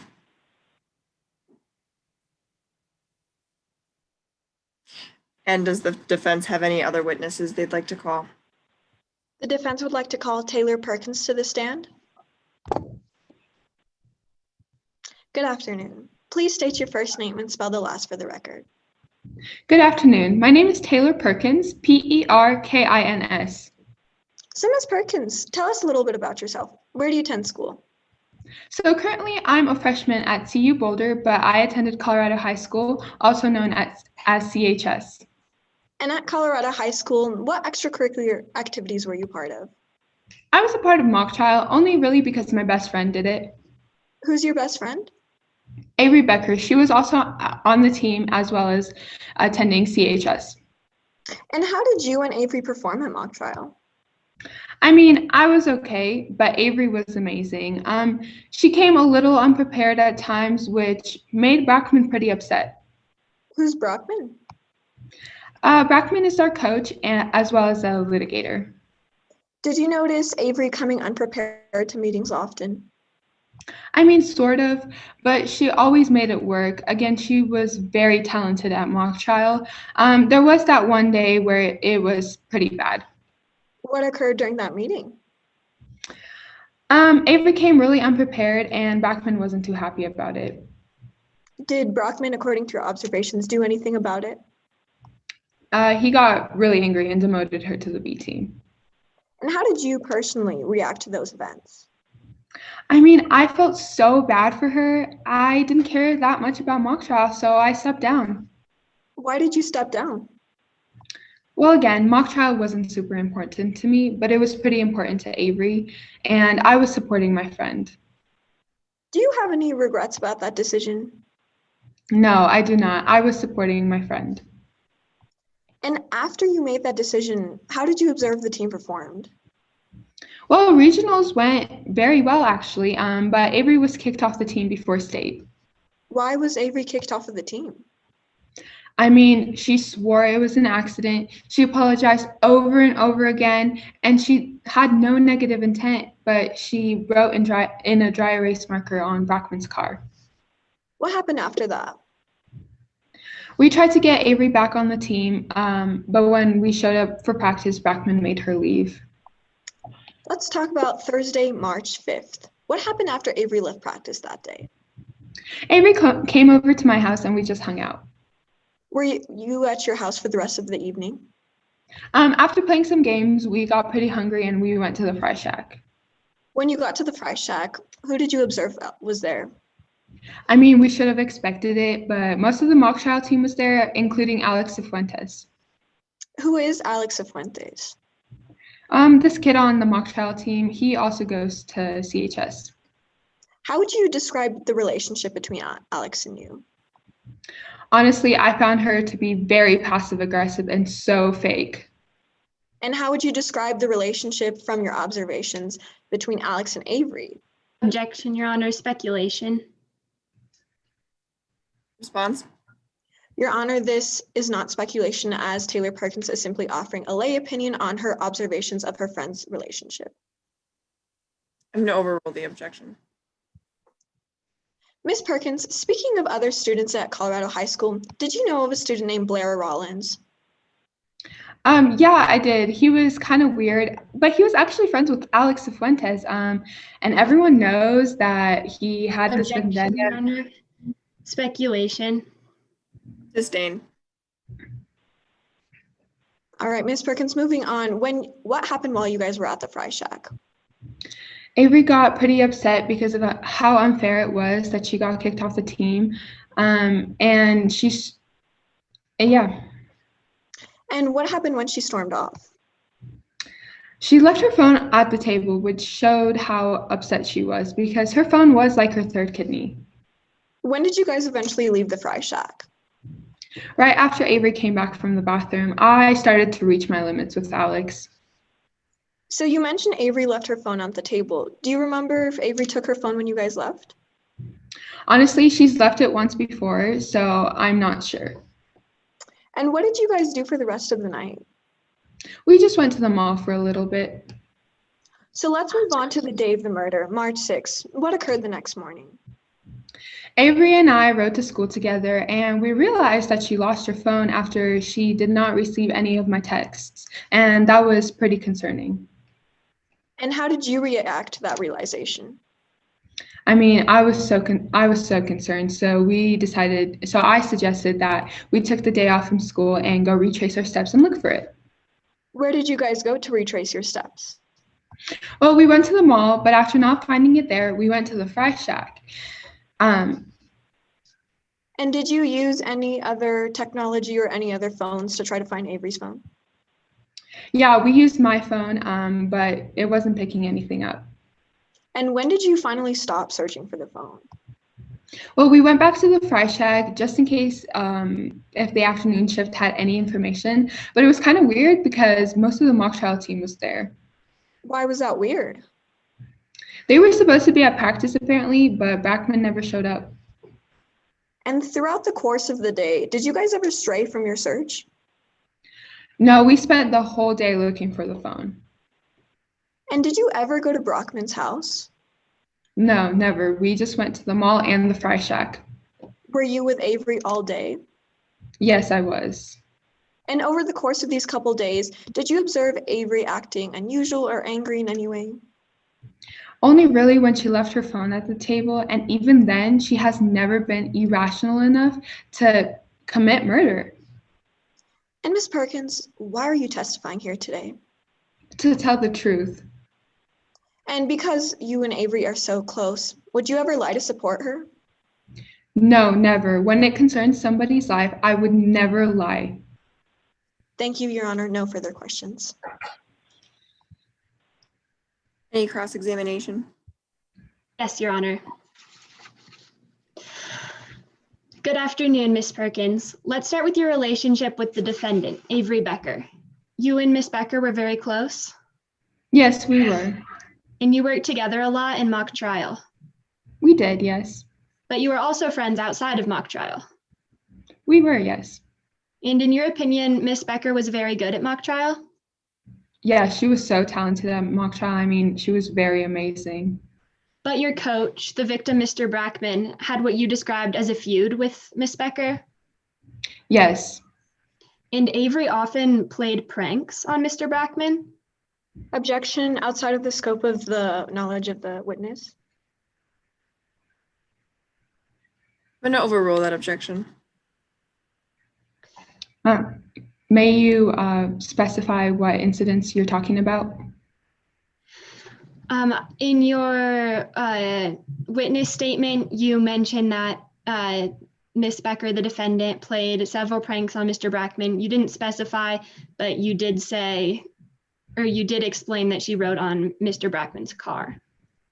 I mean, she swore it was an accident. She thought she grabbed a dry erase marker, and she had no negative intent of riding on the coach's car, and she felt very bad afterwards. So Mr. Brackman often got angry with Avery He did, yes. because she was always unprepared. Yes, but she always made it work. As you know, she was very talented at mock trial. So even though she came unprepared, she always made it work. So Avery was demoted to the B team. Unfairly so. Yeah, you felt bad. So you were willing to sacrifice your spot on the team just for Avery? Objection Again, relevant. Response? Your Honor, I'm trying to understand the relationship between Miss Perkins and the defendant. Overruled. can you repeat your question? Yeah, so you felt bad when Avery was demoted and you were willing to sacrifice your spot on the mock trial team just so Avery could have it? Again, mock trial was not that important to me. And in my mind, I thought that as I was supporting a friend, I would step down. And please keep in mind that mock trial was not important to me as much as it was to Avery. So then Avery went to regionals and won 2 awards. She did, yes. But Mr. Brackman was still angry with her? He was, yes. And you heard about Brackman and the defendant's fight at practice? I did, yes. Where Brackman said that Avery did not deserve the awards? Yes, I felt. I'm sorry, I could not hear you. Objection relevance. Response. Your Honor, I'm just trying to go over Ms. Perkins' understanding of the events of the case and the relationship between Ms. Becker and the defendant. I'm going to overrule. Can you repeat your question, please? Brackman said that Avery did not deserve her awards. Yeah, I found that to be, I don't know, that was kind of unfair because Avery was so talented at mock trial. So to you, did it seem like Avery was upset about this? She was, yes. And she vandalized Brackman's car? Again, going back to the point where she thought it was an accident. She thought she grabbed a dry erase marker and had no negative intent of doing so. But she did write Worst Attorney Award in a permanent marker on the hood of his car. She thought it was a dry erase marker. And after this, Mr. Brackman kicked Avery off the team? Yes, he did. And Avery tried to get back on the team? She did, yes. Would you say she made every possible effort? I guess it depends on your definition of that. Well, she talked to other teammates? She did, yes. She even asked Alex Cifuentes for help? I mean, yeah, but that was a last resort. And she went to a practice? Yes. The night before Mr. Brackman's murder? Yes. And Brackman did not let her back on the team at this practice? No, he didn't, sadly. He kicked her out of practice? He did, yes. So Avery usually drove you to school, correct? She did, yes. And you called her multiple times on March 6th to see if she was coming? Yeah, we realized that she had lost her phone after she didn't answer my text, and we found that very concerning. So we went and we looked for her phone. Yeah, so she didn't end up driving you to school that day? No, I suggested that we took the day off and go retrace our steps and look for her lost phone, as it was very concerning.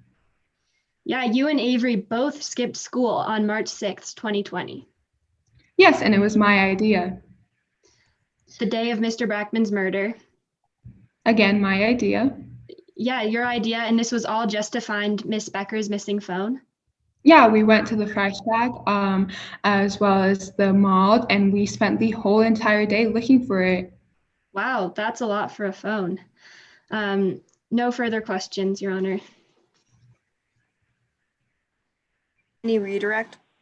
Yes, Your Honor. Miss Perkins, from what you observed, was Avery really attached to her phone?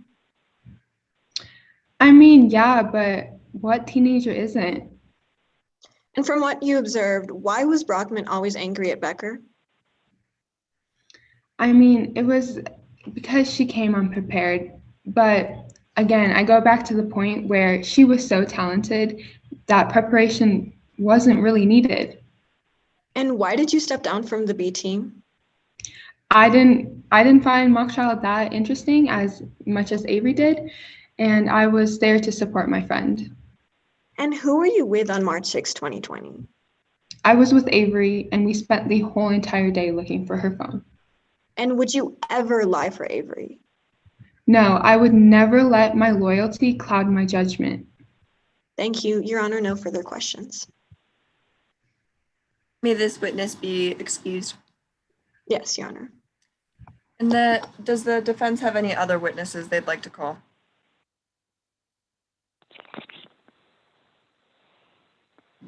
One second, my phone's on a charger. I have to adjust myself so I can hold it up at the same time. That's fine.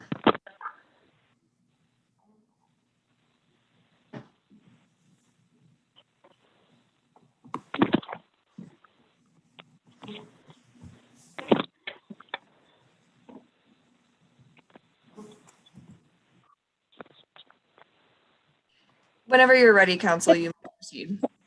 The defense calls Van Owen to the stand.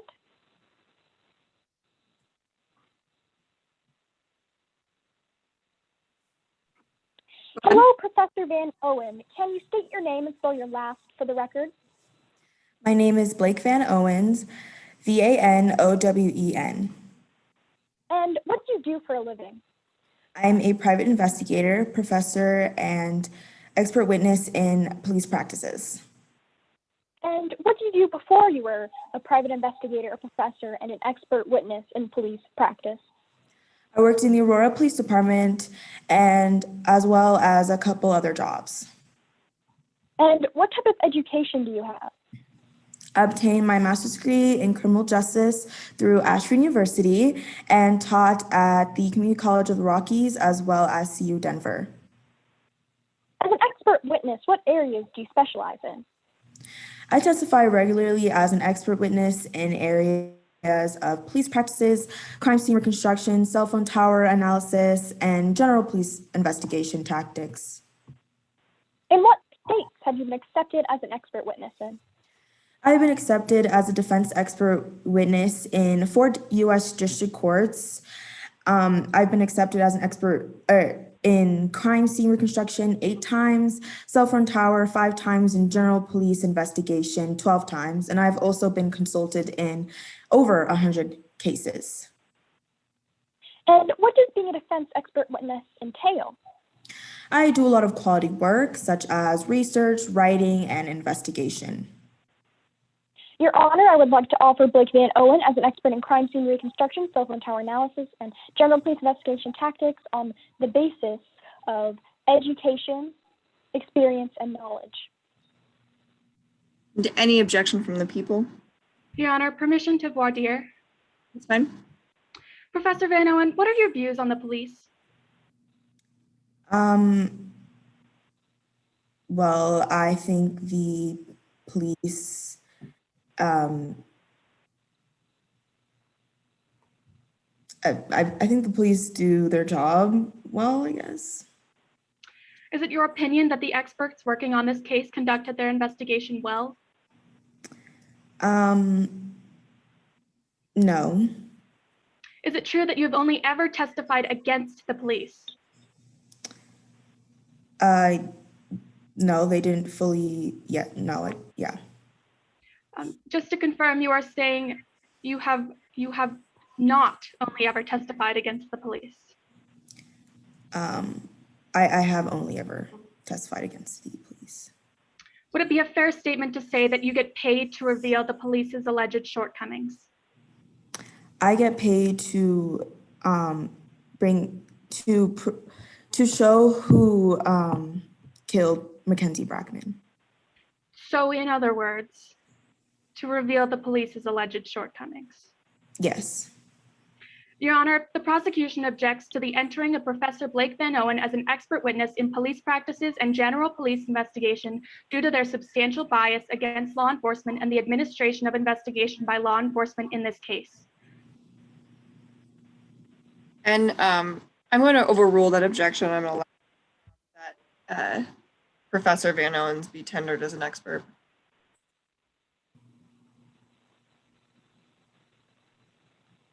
Okay, Professor Van Owen. And why do you only testify as the defense? I only testify as defense because usually prosecutors would use law enforcement personnel, but I happen to specialize in all areas that law enforcement personnel specialize in, and I'm well educated, so I'm able to rebut and offer a new perspective. And can you confirm that is the reason why you only testify against police? Yes. Now, to move on, as an expert, what steps would you take to investigate a case like this? I would review the police reports, the crime scene reconstruction, the cell phone reports, the exhibits, and conduct investigation into other possible witnesses. And what have you investigated in this case? I reviewed the police reports and the crime scene reconstruction by Kyle Kuzak, as well as the cell phone reports and exhibits by Detective Markowitz, and I conducted a partial investigation. In your expert opinion, what is your conclusion on this investigation? The police investigation was rushed and there were missing pieces. And what were these missing pieces? There's inconsistencies with the investigation, the physical evidence of a struggle, the weapon, the theory that Brackman was surprised by the ring notification, and the photos of the blood is missing. Let's start with the crime scene reconstruction. What do you agree with in Kuzak's crime scene reconstruction? I agree that there was physical on-scene evidence of an intruder breaking into Brackman's home. What do you disagree with in the creation of the crime scene reconstruction? It's possible that Markowitz planted the idea of Avery Becker being a suspect into Kyle Kuzak's mind before Kyle Kuzak was able to analyze the crime scene. This could cause bias. Now, to move on to the physical evidence of struggle, what was inaccurate with it? The only evidence of a supposed struggle is a scuffing on the floor. However, with no before or after pictures, these scuff marks could have been caused by anything and by any time before the murder. And is there any way to date scuff marks? No. I will now talk about the missing pieces surrounding the murder weapon. What was inaccurate with the theory of the murder weapon? In Kyle Kuzak's investigation, they come to the conclusion that the intruder stabbed Brackman with the same knife that Brackman retrieved from his knife block in his kitchen. There is no proof that that knife came from Brackman's kitchen. And what is the evidence that the knife wasn't from Brackman's kitchen? The murder weapon was a different brand, different style, and dimensions compared to the other knives on the knife block. And where do you think the knife came from? I believe that the murderer brought it onto the crime scene. Was there anything else wrong with the knife? The knife's position in the hand. And what is your interpretation on how the knife would have been held? I believe the knife was held with the blade downwards. I reviewed hundreds of cases of stabbings, and the knife is commonly held downwards versus upwards. Can you demonstrate to the judge and jury the difference in knife holds? This is a upwards hold, and this is a downwards hold. Why do you think the knife was in a downwards hold? The construction of the knife handle is designed for the user's fingers to go to one side of the handle. Downwards is more comfortable. Now that we've established you theorize the knife was used in a downwards angle, how does this change the prosecution's narrative? For Brackman and the intruder to both be standing when Brackman is stabbed and also hit his aorta, then the intruder would have to be bigger. However, in the ring video, the intruder isn't that big. Then what do you think happened instead? I think Brackman was sitting down, unaware that the intruder was about to stab him in the back. Why do you say that Brackman was unaware of the intruder? Ring notifications alert the user that someone is at their door. However, users are able to push off, ignore, or not notice notifications. Why is the ring notification a missing piece in this investigation? Detective Markowitz didn't obtain the user record accounts for the ring video in order to see if Brackman had his notifications on or off. I would now like to talk about our last inconsistency with the crime scene reconstruction. What was missing about the photos of blood?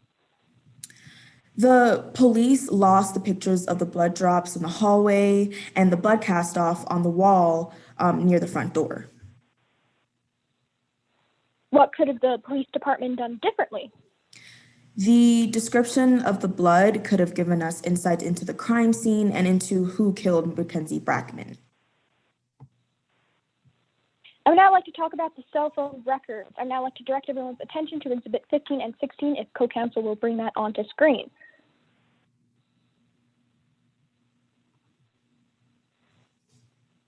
What is this exhibit? These are the call detail records that Detective Markowitz obtained. And what's a call detail record?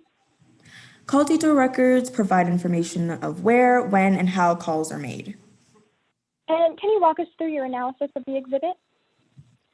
For each call and text to Becker from Perkins, Perkins' phone is relayed by Tower 1191 and Antenna 2 that covers the mall. Later, at 2:10 p.m., Perkins' phone is connected to Antenna 3 for an outgoing call to Becker's phone. Becker's phone is shown to not receive it, so it was either out of battery or it pinged off a tower that was further, and Markowitz did not check. Can you tell the jury how cell phone tower data works? The call detail records can't determine exact location. They can communicate over large areas and don't always connect to the nearest cell tower. And how does this apply to the case? There is no way to confirm that Becker's phone was near Brackman's house. All we know is that phone was communicated with that tower. And how did Detective Markowitz fail in studying these records? Detective Markowitz only checked Becker's phone at the time of the murder. No other person, no one else and no other person. Is there anything else in the police investigation you have a problem with? Detective Markowitz could have examined all phone records of everyone in the area and then narrowed it down to people who knew Mackenzie Brackman. That could have expanded their investigation from just one person. And I'm now going to move on to the collection of evidence of Cifuentes' text. What was wrong with the collection of evidence of Cifuentes' text? The police did not look at Cifuentes' phone directly. Screenshots can be photoshopped. And what could have been done alternatively? They could have looked at Cifuentes' phone through the mobile forensic. Time. Oh, no one interrupted me. Okay.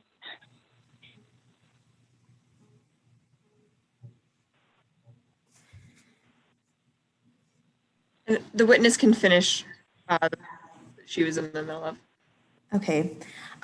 They could have looked at Cifuentes' phone through the mobile forensic software, a Celebrate that allows them to download the content of any phone. Okay, thank you, Honor. No more questions. Cross-examination. Yes, Your Honor.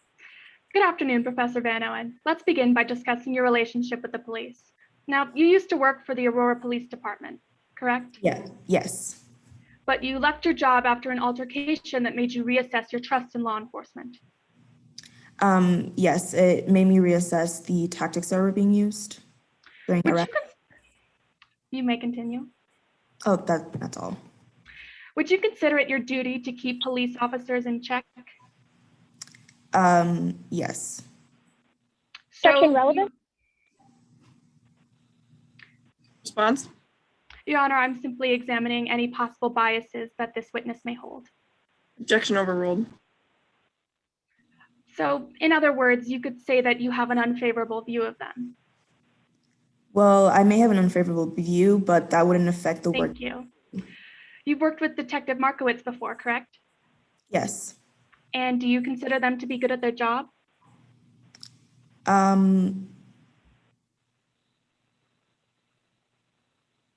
I believe so. Do you think Kyle Kuzak is good at their job?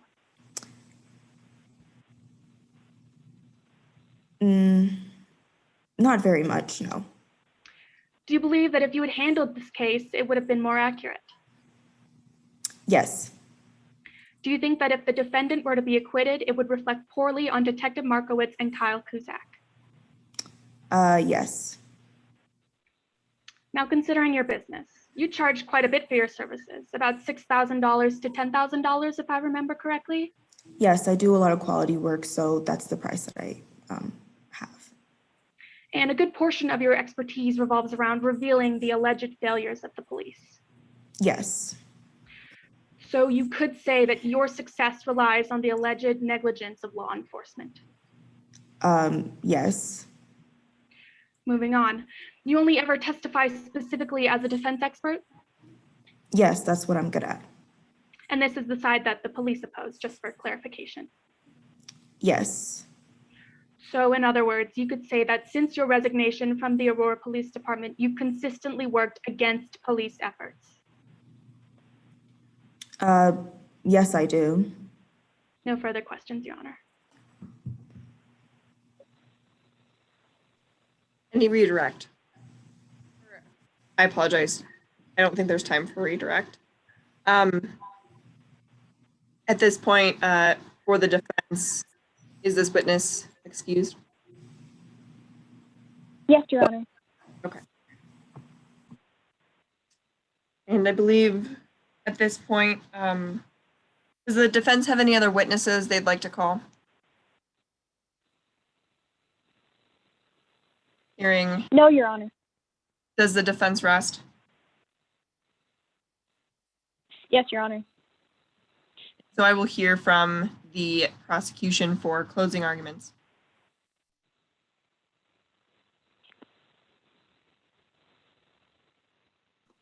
Thank you, Your Honor. Sorry, I was struggling to unmute myself. All right, ready? You may proceed whenever you're ready. Thank you. The death of a beloved coach, betrayal, a scandal that shocked a school to its core. The defendant has been accused of attempting to seek revenge on their mock trial coach, Mackenzie Brackman, by way of burglary and inadvertently murder. They face the charges of murder in the first degree and second-degree burglary. Today, the prosecution called 3 witnesses that built a clear case against the defendant. First, homicide detective Jordan Markowitz testified to her conclusion that the defendant is in fact guilty after conducting a thorough investigation into the case. From her, you heard about how the burglary took place in the early afternoon of Friday, March 6th, when the victim usually would not have been home. Detective Markowitz also highlighted the incriminating cell phone data, which showed the defendant's phone travel from their house and directly to the victim's residence around 1 in the afternoon that day. Next, Ms. Kyle Kuzak, a crime scene reconstruction investigator with over 19 years of experience, was called on to detail the events that took place at the victim's residence on Friday, March 6th. Using the evidence in this case, Ms. Kuzak described to you how the perpetrator approached the victim's residence from the front door, alerting the ring security system, and then promptly snuck through the side gate and around back. The victim, having been alerted to the intruder's presence via 3 different security sensors around his residence, armed himself with a chef's knife from either the knife block or an open knife drawer found in his kitchen. Ms. Kuzak testified that all the evidence in this case points to a planned burglary gone wrong, where the intruder entered the house early Friday afternoon and was shocked to find the victim at home armed with a knife. The resulting struggle between the defendant and victim left beloved mock trial coach Mackenzie Brackman dead. Finally, you heard from the defendant's close friend from the mock trial team, Alex Cifuentes, who testified to the defendant's history of irrational behavior and anger towards Mr. Brackman. Ms. Cifuentes described how the defendant previously vandalized the victim's car, writing "Worst Attorney Award" in a permanent marker across the hood after being told off for her inappropriate behavior at the regional mock trial tournament. When this event led to the defendant's expulsion from the team, she did everything in her power to get back on. Ms. Cifuentes showed text messages sent to her by the defendant after this incident where she describes her intention to trash the victim's residence if not let back on the team. Today, you also heard from the defense's 3 witnesses as they desperately tried to get the defendant acquitted for their crime. First, they called upon the defendant herself, who did not shy away from her anger and clear hatred towards Mr. Brackman, even today when on trial for his murder. Acting irrationally is what Ms. Becker does best. We saw it when she vandalized his car and then later told her mom that she would, quote, get back at Brackman if it was the last thing she did. When the defendant was kicked out of practice on March 5th, 2020, her anger continued to build up. And she acted irrationally again on March 6th, 2020, when she skipped school, went to Brackman's house to trash it, and again when she killed him. And next, the defense called upon Taylor Perkins, the defendant's best friend. Ms. Perkins has demonstrated her clear loyalty towards the defendant in the past, going so far as to drop out of mock trial so that the defendant could take her spot. Ms. Perkins testified that the night before Mr. Brackman's murder, the defendant had gone to a practice in a last-effort attempt to get him on the team, but was unsuccessful. And Ms. Perkins also highlighted the hatred in between the defendant and Mr. Brackman, and the defendant's tendency to play pranks against Mr. Brackman, such as vandalizing his car. Finally, you heard from the private investigator that the defendant hired, Professor Blake Van Owen. He attempted to reconstruct the crime scene using police reports and Ms. Kuzak's reconstruction, and came to a conclusion based more on his desired outcome than the facts and evidence shown in the case. His investigation wasn't just missing pieces of the puzzle, it was ignoring the pieces that were in plain sight. As Ms. Kuzak testified, Van Owen's theory involves Brackman, a man armed with top-notch security systems all around his residence, sitting at his kitchen table completely unaware as an intruder alerts 3 alarms, opens his back door, and walks across his kitchen, then stabs him in the back with an upside-down chef's knife and flees. It seems clear today that the evidence is abundant and all points to the defendant. The prosecution has been given the burden of proof in this case, and we have proved without a doubt that the defendant committed second-degree burglary when they entered the victim's residence with the intent to trash his house, not expecting Mackenzie Brackman to be home. But unfortunately, Mr. Brackman was home that afternoon, and so the defendant acted irrationally, and the struggle between intruder and victim cost beloved mock trial coach Mackenzie Brackman his life. Based on the evidence presented today, there is no reason that a verdict other than guilty should be returned. Thank you. Thank you, counsel, and from the defense.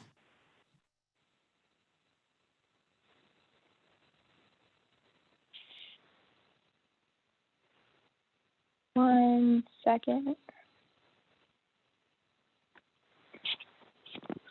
Hello, can you hear me? Thank you. Ladies and gentlemen of the jury, this case is unfinished. This case was rushed. This case jumped to conclusions. This case cannot prove a single count. Avery Becker was a victim of improper and biased investigation. This investigation has so many missing and unconnected pieces. This case is a puzzle, yes, and without it being completed, you will always have doubt. Avery Becker had an alibi the whole day. They were with their friend Taylor Perkins, who testified today and substantiated the alibi. Perkins' phone confirms the story by showing Perkins and Avery were exactly where they said they would be, the mall. Perkins' phone confirms the story by showing Perkins and Avery were doing exactly what they said they would do. Call Avery's phone to find it. Avery Becker did not unlawfully, feloniously, and knowingly break an entrance into, entered, or remain unlawfully after a lawful or unlawful entry in the dwelling of Mackenzie Brackman, located on 444 Flower Street, with the intent to commit therein the crime of criminal mischief. Pursuant to jury instruction number 9, the elements of criminal mischief is that the defendant in the state of Colorado or about the date and place charged knowingly damaged the real or personal property of another person. What property did the intruder damage? The broken plate? The scuff marks? The prosecution cannot prove the the plates were broken by the intruder, much less Avery Becker. The prosecution cannot prove the scuff marks were made at the time of the break-in. Without proving the crime of criminal mischief, the burglary and breaking and entering charges have not been proven. There is no evidence Avery Becker broke in the Brackman's house. There is no evidence Avery was near the dwelling. The prosecution opines Becker's phone was in Brackman's area at the time of the crime. However, Professor Van Owen testified today that call detail records are unreliable in communicating exact locations. Not to mention, Becker lost their phone the day prior to the crime. Avery Becker did not unlawfully, feloniously commit or attempt to commit second-degree burglary and, during the course and furtherance of the crime, caused the death of Mackenzie Brackman. The prosecution's theory collapses in on itself. There is no evidence that the intruder's intention was to burglarize. The only evidence the prosecution presents is the screenshots from Cifuentes' phone, a phone that was never seen by Detective Markowitz. Screenshots that are easily photoshopped, not to mention the incredible bias Cifuentes has against Becker. Cifuentes testifying to being Becker's best friend, but determined to remove Becker from the mock trial team in order to get a better role for themselves. Cifuentes, who was the last person known to hold Becker's phone at the Fry Shack. The crime scene, too, does not have any evidence the intruder's intention was to burglarize. Detective Markowitz testifies today that the array of the house could be in its natural state. The murder weapon does not match the other knives in the kitchen by brand, style, and dimensions. This knife was brought onto scene with the intent to murder, not to burglarize. The prosecution did not investigate anyone else. They did not investigate anyone else's call detail records. They did not investigate any witnesses that could confirm or deny Becker's location the day of the murder. They did not investigate any other possible suspects. They did not investigate Cifuentes, who has the motive to frame Becker. They did not investigate Blair Rowlands. The prosecution was sloppy and made assumptions with the collection of evidence, keeping of evidence, and analysis of evidence. You saw Kuzak herself testify today on cross that there is a hole in the evidence and there are missing steps in her reconstruction. The ring video logs are missing. Markowitz never checked to see if Brackman turned his notifications off. The blood photos are missing. The files allegedly corrupted. The evidence of criminal mischief is missing. They cannot prove the intruder broke anything of Brackman's. Becker's phone is missing. Becker's exact location is missing. Becker is missing from the crime scene. The prosecution has the burden of proof, and that burden was too much to bear. They preach justice, but is it justice if you convict someone with barely any evidence and so much uncertainty? This case is an unfinished puzzle with missing pieces, and it is impossible to convict someone beyond a reasonable doubt without seeing the full picture. Don't only get justice for Avery Becker, no, we are asking you to get justice for Mackenzie Brackman, whose killer is still out there. I implore you to side with the defense and find Avery Becker not guilty. Thank you, counsel. And I believe that the people did reserve a little bit of time for rebuttal close. Is that correct? I believe I'm out of time, Your Honor. Okay. So at that point, I think that concludes round 4 of the 2021 Arapahoe County Bar Association High School Mock Trial Competition. Congratulations, everybody. You all did a very, very good job. I am going to go through some of the comments that I had for each part while our scorekeepers finish up their forms. And if you guys have any questions for me or anything like that, just, shout it out. You don't have to raise your hands or anything, just start talking. But first off, my name is Katie Jens. I am a public defender in Arapahoe County. I've been with the public defender's office since 2016. I've done, up to 20, 25 trials, both as an intern and then as an actual licensed attorney. I did do mock trial in high school, or not in high school, in law school. And I can say that I am just very, very impressed with all of your performance and your understanding of rules of evidence, procedure, with all of your professionalism. I think each and every one of you did a really, really fantastic job today. But I'm going to start with openings. I guess the comments that I had for the prosecution opening, I really liked your use of, it's the rule of threes, where you just go, you know, I apologize for not being able to catch what those threes were. But then I noticed that you use those same use of threes in your closing, and that's very good. It's good to have a cohesive front end and back end. I also liked some of the language that you used, acting irrationally, which was then used again in the closing. And then the one thing that I really, really liked was your hand gestures and your like counting out the elements. And then also it matched up to the witnesses that you were going to say supported those, you proving those elements. That was really good. That was really effective. In terms of the defense, I really, really liked this puzzle theme. I particularly liked the idea of this is the scene of the murder with missing pieces and the blood is on your hands, and I really liked that. Also, the tone and pace of the defense opening was really, really good. I think that sometimes it doesn't really matter what the content of what you're saying is if you can't deliver it well, it ruins however great your theme was.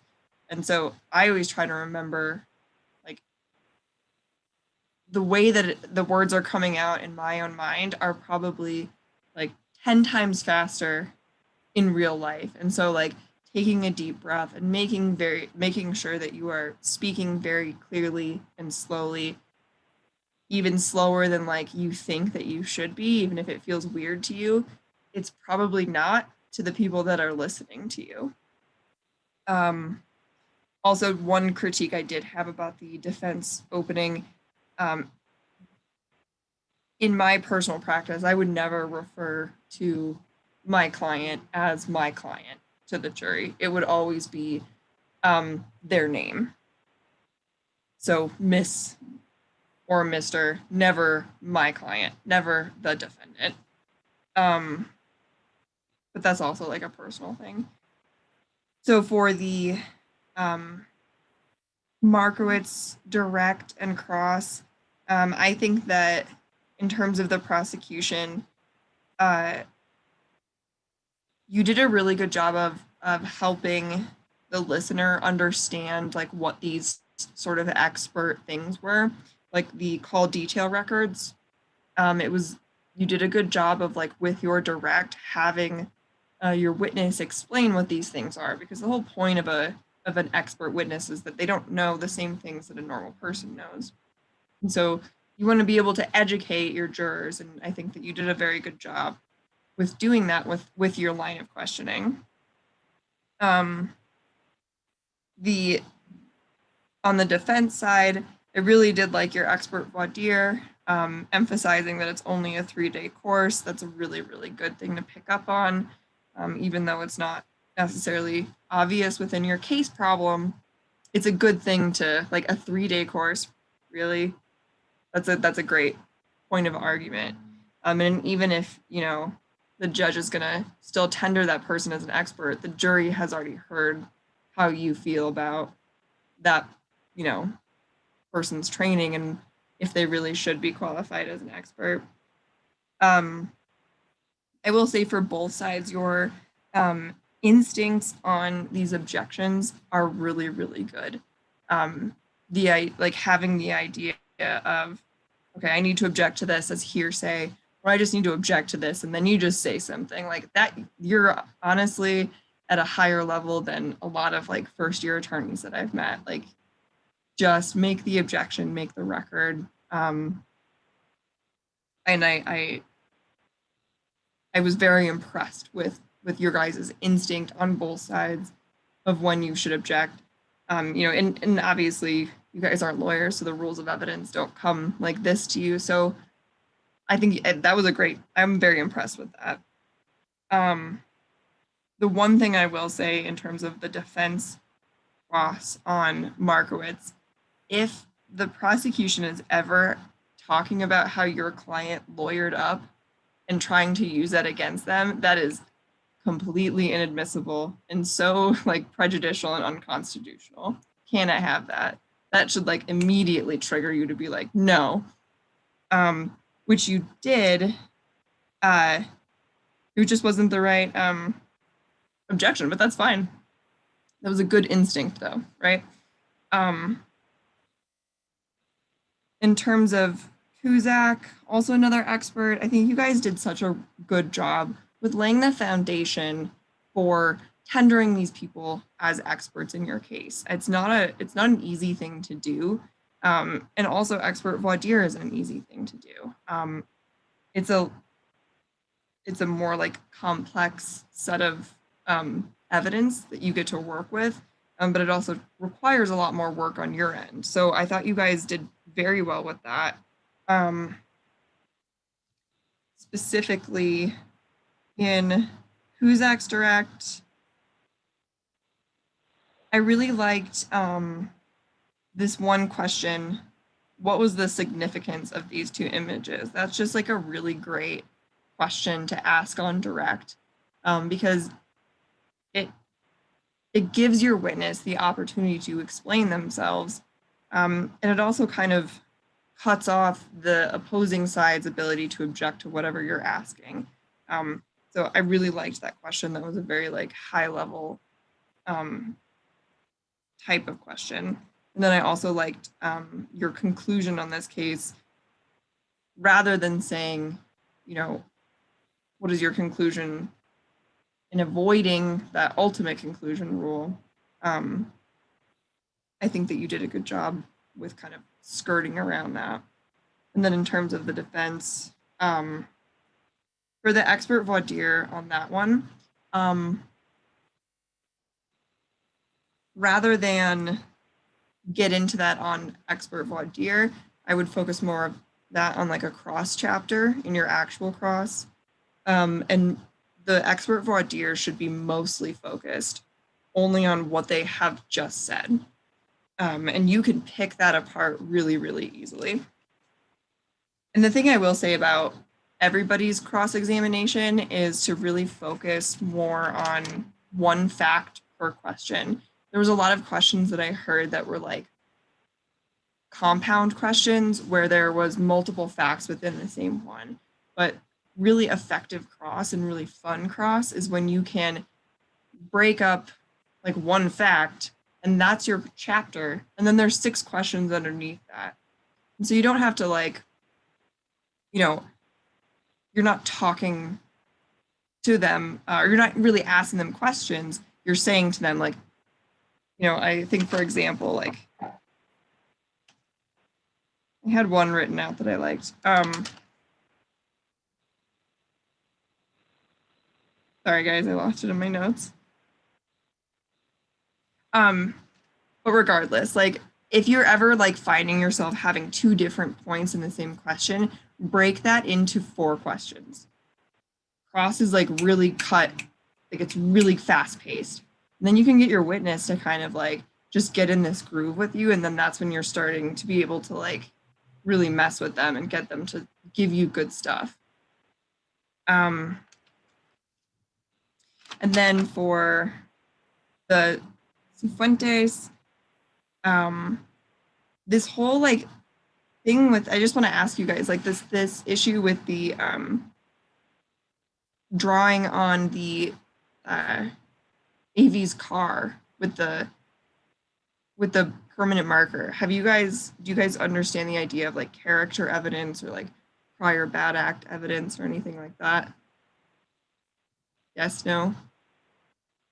Yes? Okay, so drawing on somebody's car, a drawing on the murder victim's car is 404B prior bad act evidence. So if you guys want to like look into that a little bit more, that is something that, you know, is objectionable. It's probably going to come in anyways, but like I think you get more points if you litigate it. Miss Fendrick, am I pronouncing that right? Okay. Your tone and emotion on that particular direct was really, really persuasive, and I liked that a lot. You also had a really good witness. The only thing I would say about that direct is that don't ever sit down on an objection or a sustained objection. Just think of something else to ask. So you're not sitting down saying like, okay, judge, sorry, I didn't ask, or sorry, I asked that wrong. I'll go away now. Like, just think of something else. And then for the defense, Ms. Grossens? Grossens? Am I pronouncing that right? Okay. I think you had a really good objection to the ultimate issue rule. And I would just, the same thing, caution you about one fact per question. But I will say that you were very good with witness control and signposting with your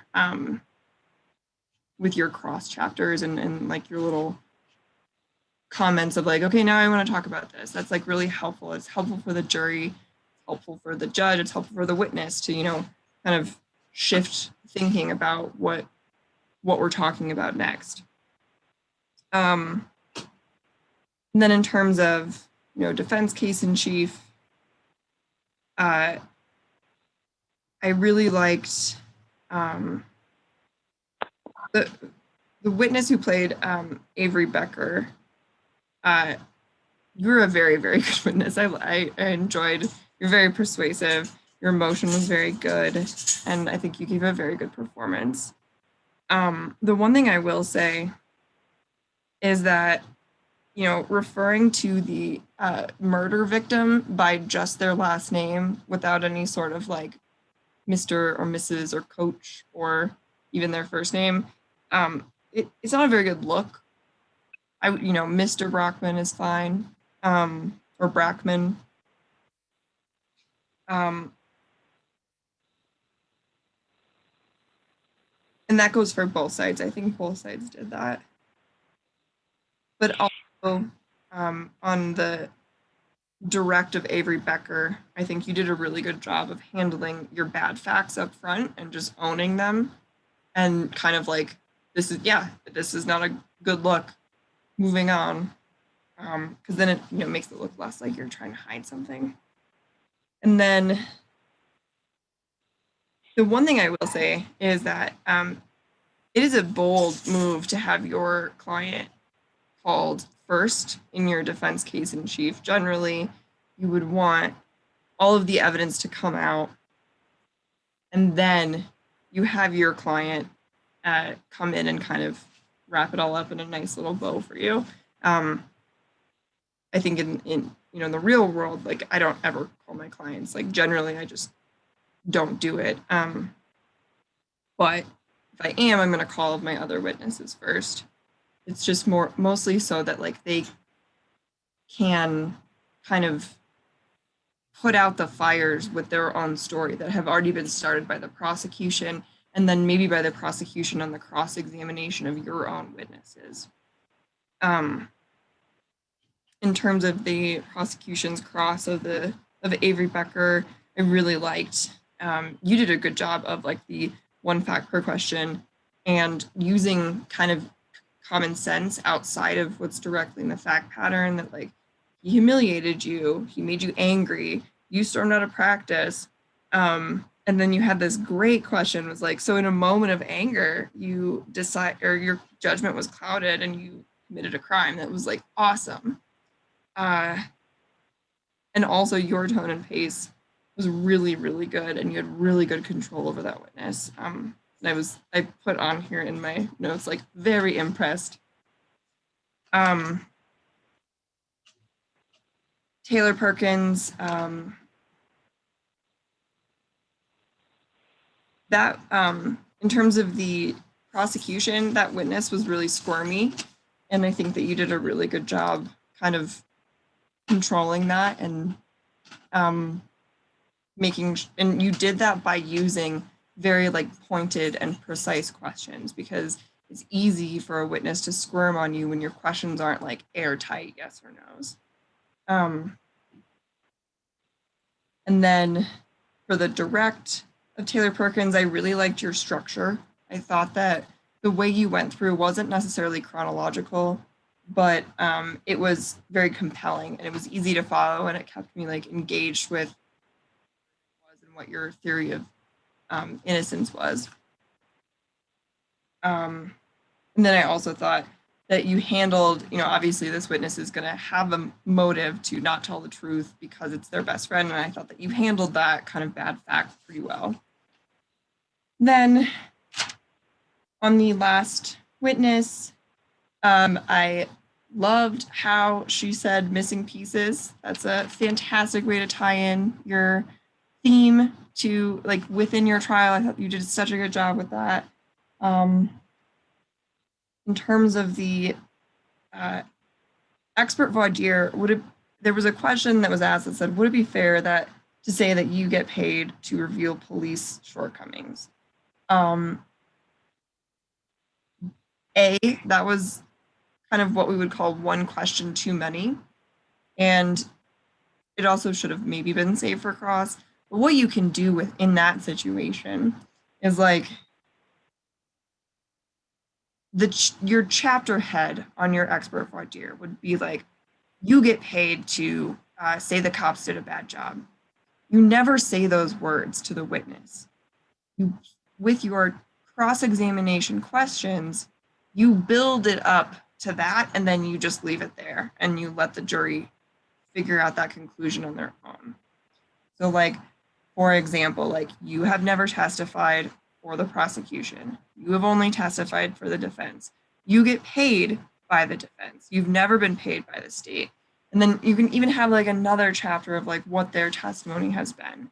But other than that, I thought that cross was really good in terms of the prosecution. And I really liked how on the defense side, you worked in the prior exhibits in that direct examination. I thought that was a really good way to like remind the jury of what they'd seen in the past and paint it in your own light.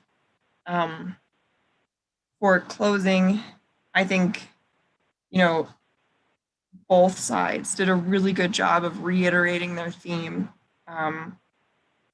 Both sides did a very, very good job with their tone and their pace. I did like how on the prosecution side, Ms. Fitzsimmons, you said that the defendant was desperate, and you used all this like very like compelling language. I really liked that. And then in terms of the defense side, I liked how you walked through the jury instructions. Maybe take a step back from like the legalese a little bit, but I do like how you kind of structured your closing on what the jury instruction looks like. So I did see, those are pretty much all the comments that I have for you guys. Actually, last one. On both sides closing, you guys both like flipped around each other's themes on each other and like used it against them. And I like that. That was very good, very effective. And it just shows that you're able to like think on your feet and you're listening and you're like adapting to the situation, because when you're a trial attorney, like you just never know what's going to happen, and you just got to be able to like, figure it out on the spot. And I think that's a really good sign. So now officially those are all the comments that I have. I think I saw Miss Stutz turn her video on, that she was ready, and Mr. Boyle. Yeah, you guys did a great job. I think Miss Dan's comments were very thorough, so I'm going to give you guys more of a general kind of overview. You guys, yeah, great job. This is not an easy thing to do at all. Preparing for mock trial takes a lot of work, and it shows that you guys definitely prepared and did the work. So awesome. Also, working on a virtual platform is really difficult. And I think you guys all pivoted really well when you started to have technical issues. I mean, you guys were just ready to just jump into it, which was great. And I mean, I've seen attorneys get really freaked out about this and not be able to move forward. Not the case for you guys at all, which is awesome. It didn't affect your performance at all. And you guys, nobody got sped up, nobody got really nervous, which is great. So good job on all of that. Generally, yeah, I mean, I think you guys, you definitely know the rules of evidence. It shows in that. One little critique I would say is, when you're going for experts, guys, just remember weight versus admissibility, meaning, don't focus all of your objections or your cross solely on an expert that's already going to be admitted. Kind of try and pivot some of those questions towards, the weight of that and making the jury understand that this guy or this girl is not credible. Other than that, great work, and I wish you all the best of luck. It's my turn. Nelson Boyle. I work at Berg Simpson. I'm an appellate lawyer mostly. I do some trial work, and I read a lot of trial records. So I don't always get to see the testimony, but I get to read all what you guys are doing on paper, sitting up late at night. I really want to start with the witnesses. I thought all 6 witnesses were just incredible. I mean, really good. The way that you knew the facts. I didn't see you searching your screen for facts, and I think that was a big credit, because even though it's only 3 pages of facts, it's especially on cross, to be able to say yes or no without looking at something means that you did your job and you prepared well. On the openings and closings, I really liked them. I couldn't tell whether or not anyone was reading from screens. And I would just say that, in this platform, if you were standing in a courtroom, I'd know, because if you were like this, it would be obvious. But here, I mean, I can look at you guys on the screen and you can see I'm not looking at you. And then I can look straight at the camera and I'm looking at you. And so if you go on to another level, if you win here, just, know that, the judges don't know. And so when you're talking, look straight at the camera and just go with it. Know your opening and know your closing, and I think you all did. But it's impossible to tell unless if you're looking straight at the camera. I know you're not reading anything because you can see I'm looking straight at you right now, and it's really uncomfortable to look at that dot. I've done some oral arguments at the Colorado Supreme Court and Court of Appeals through this thing, and it's one of the things you have to train yourself to do, because you want to, somebody asks you a question or you're talking to the witness, and so you want to look at the screen because that's where you see the witness. And this is on the direct and cross, but if you're looking straight at the camera, it carries through better. So even on the directs and crosses, if you can stare straight at the camera, it's more powerful. I don't have a whole lot to add individually to everyone. I think you've already had a lot of feedback. I'm just really impressed. Great job.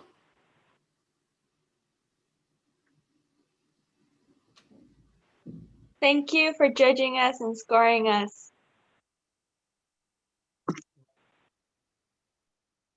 Absolutely, guys. It was a pleasure. It's so fun to see. You guys honestly are at a really high level for, even people that are just coming out of law school. So I think, I'm very impressed with all of your performances today. Thank you. Thank you. Thank you so much. Thank you all. Thank you.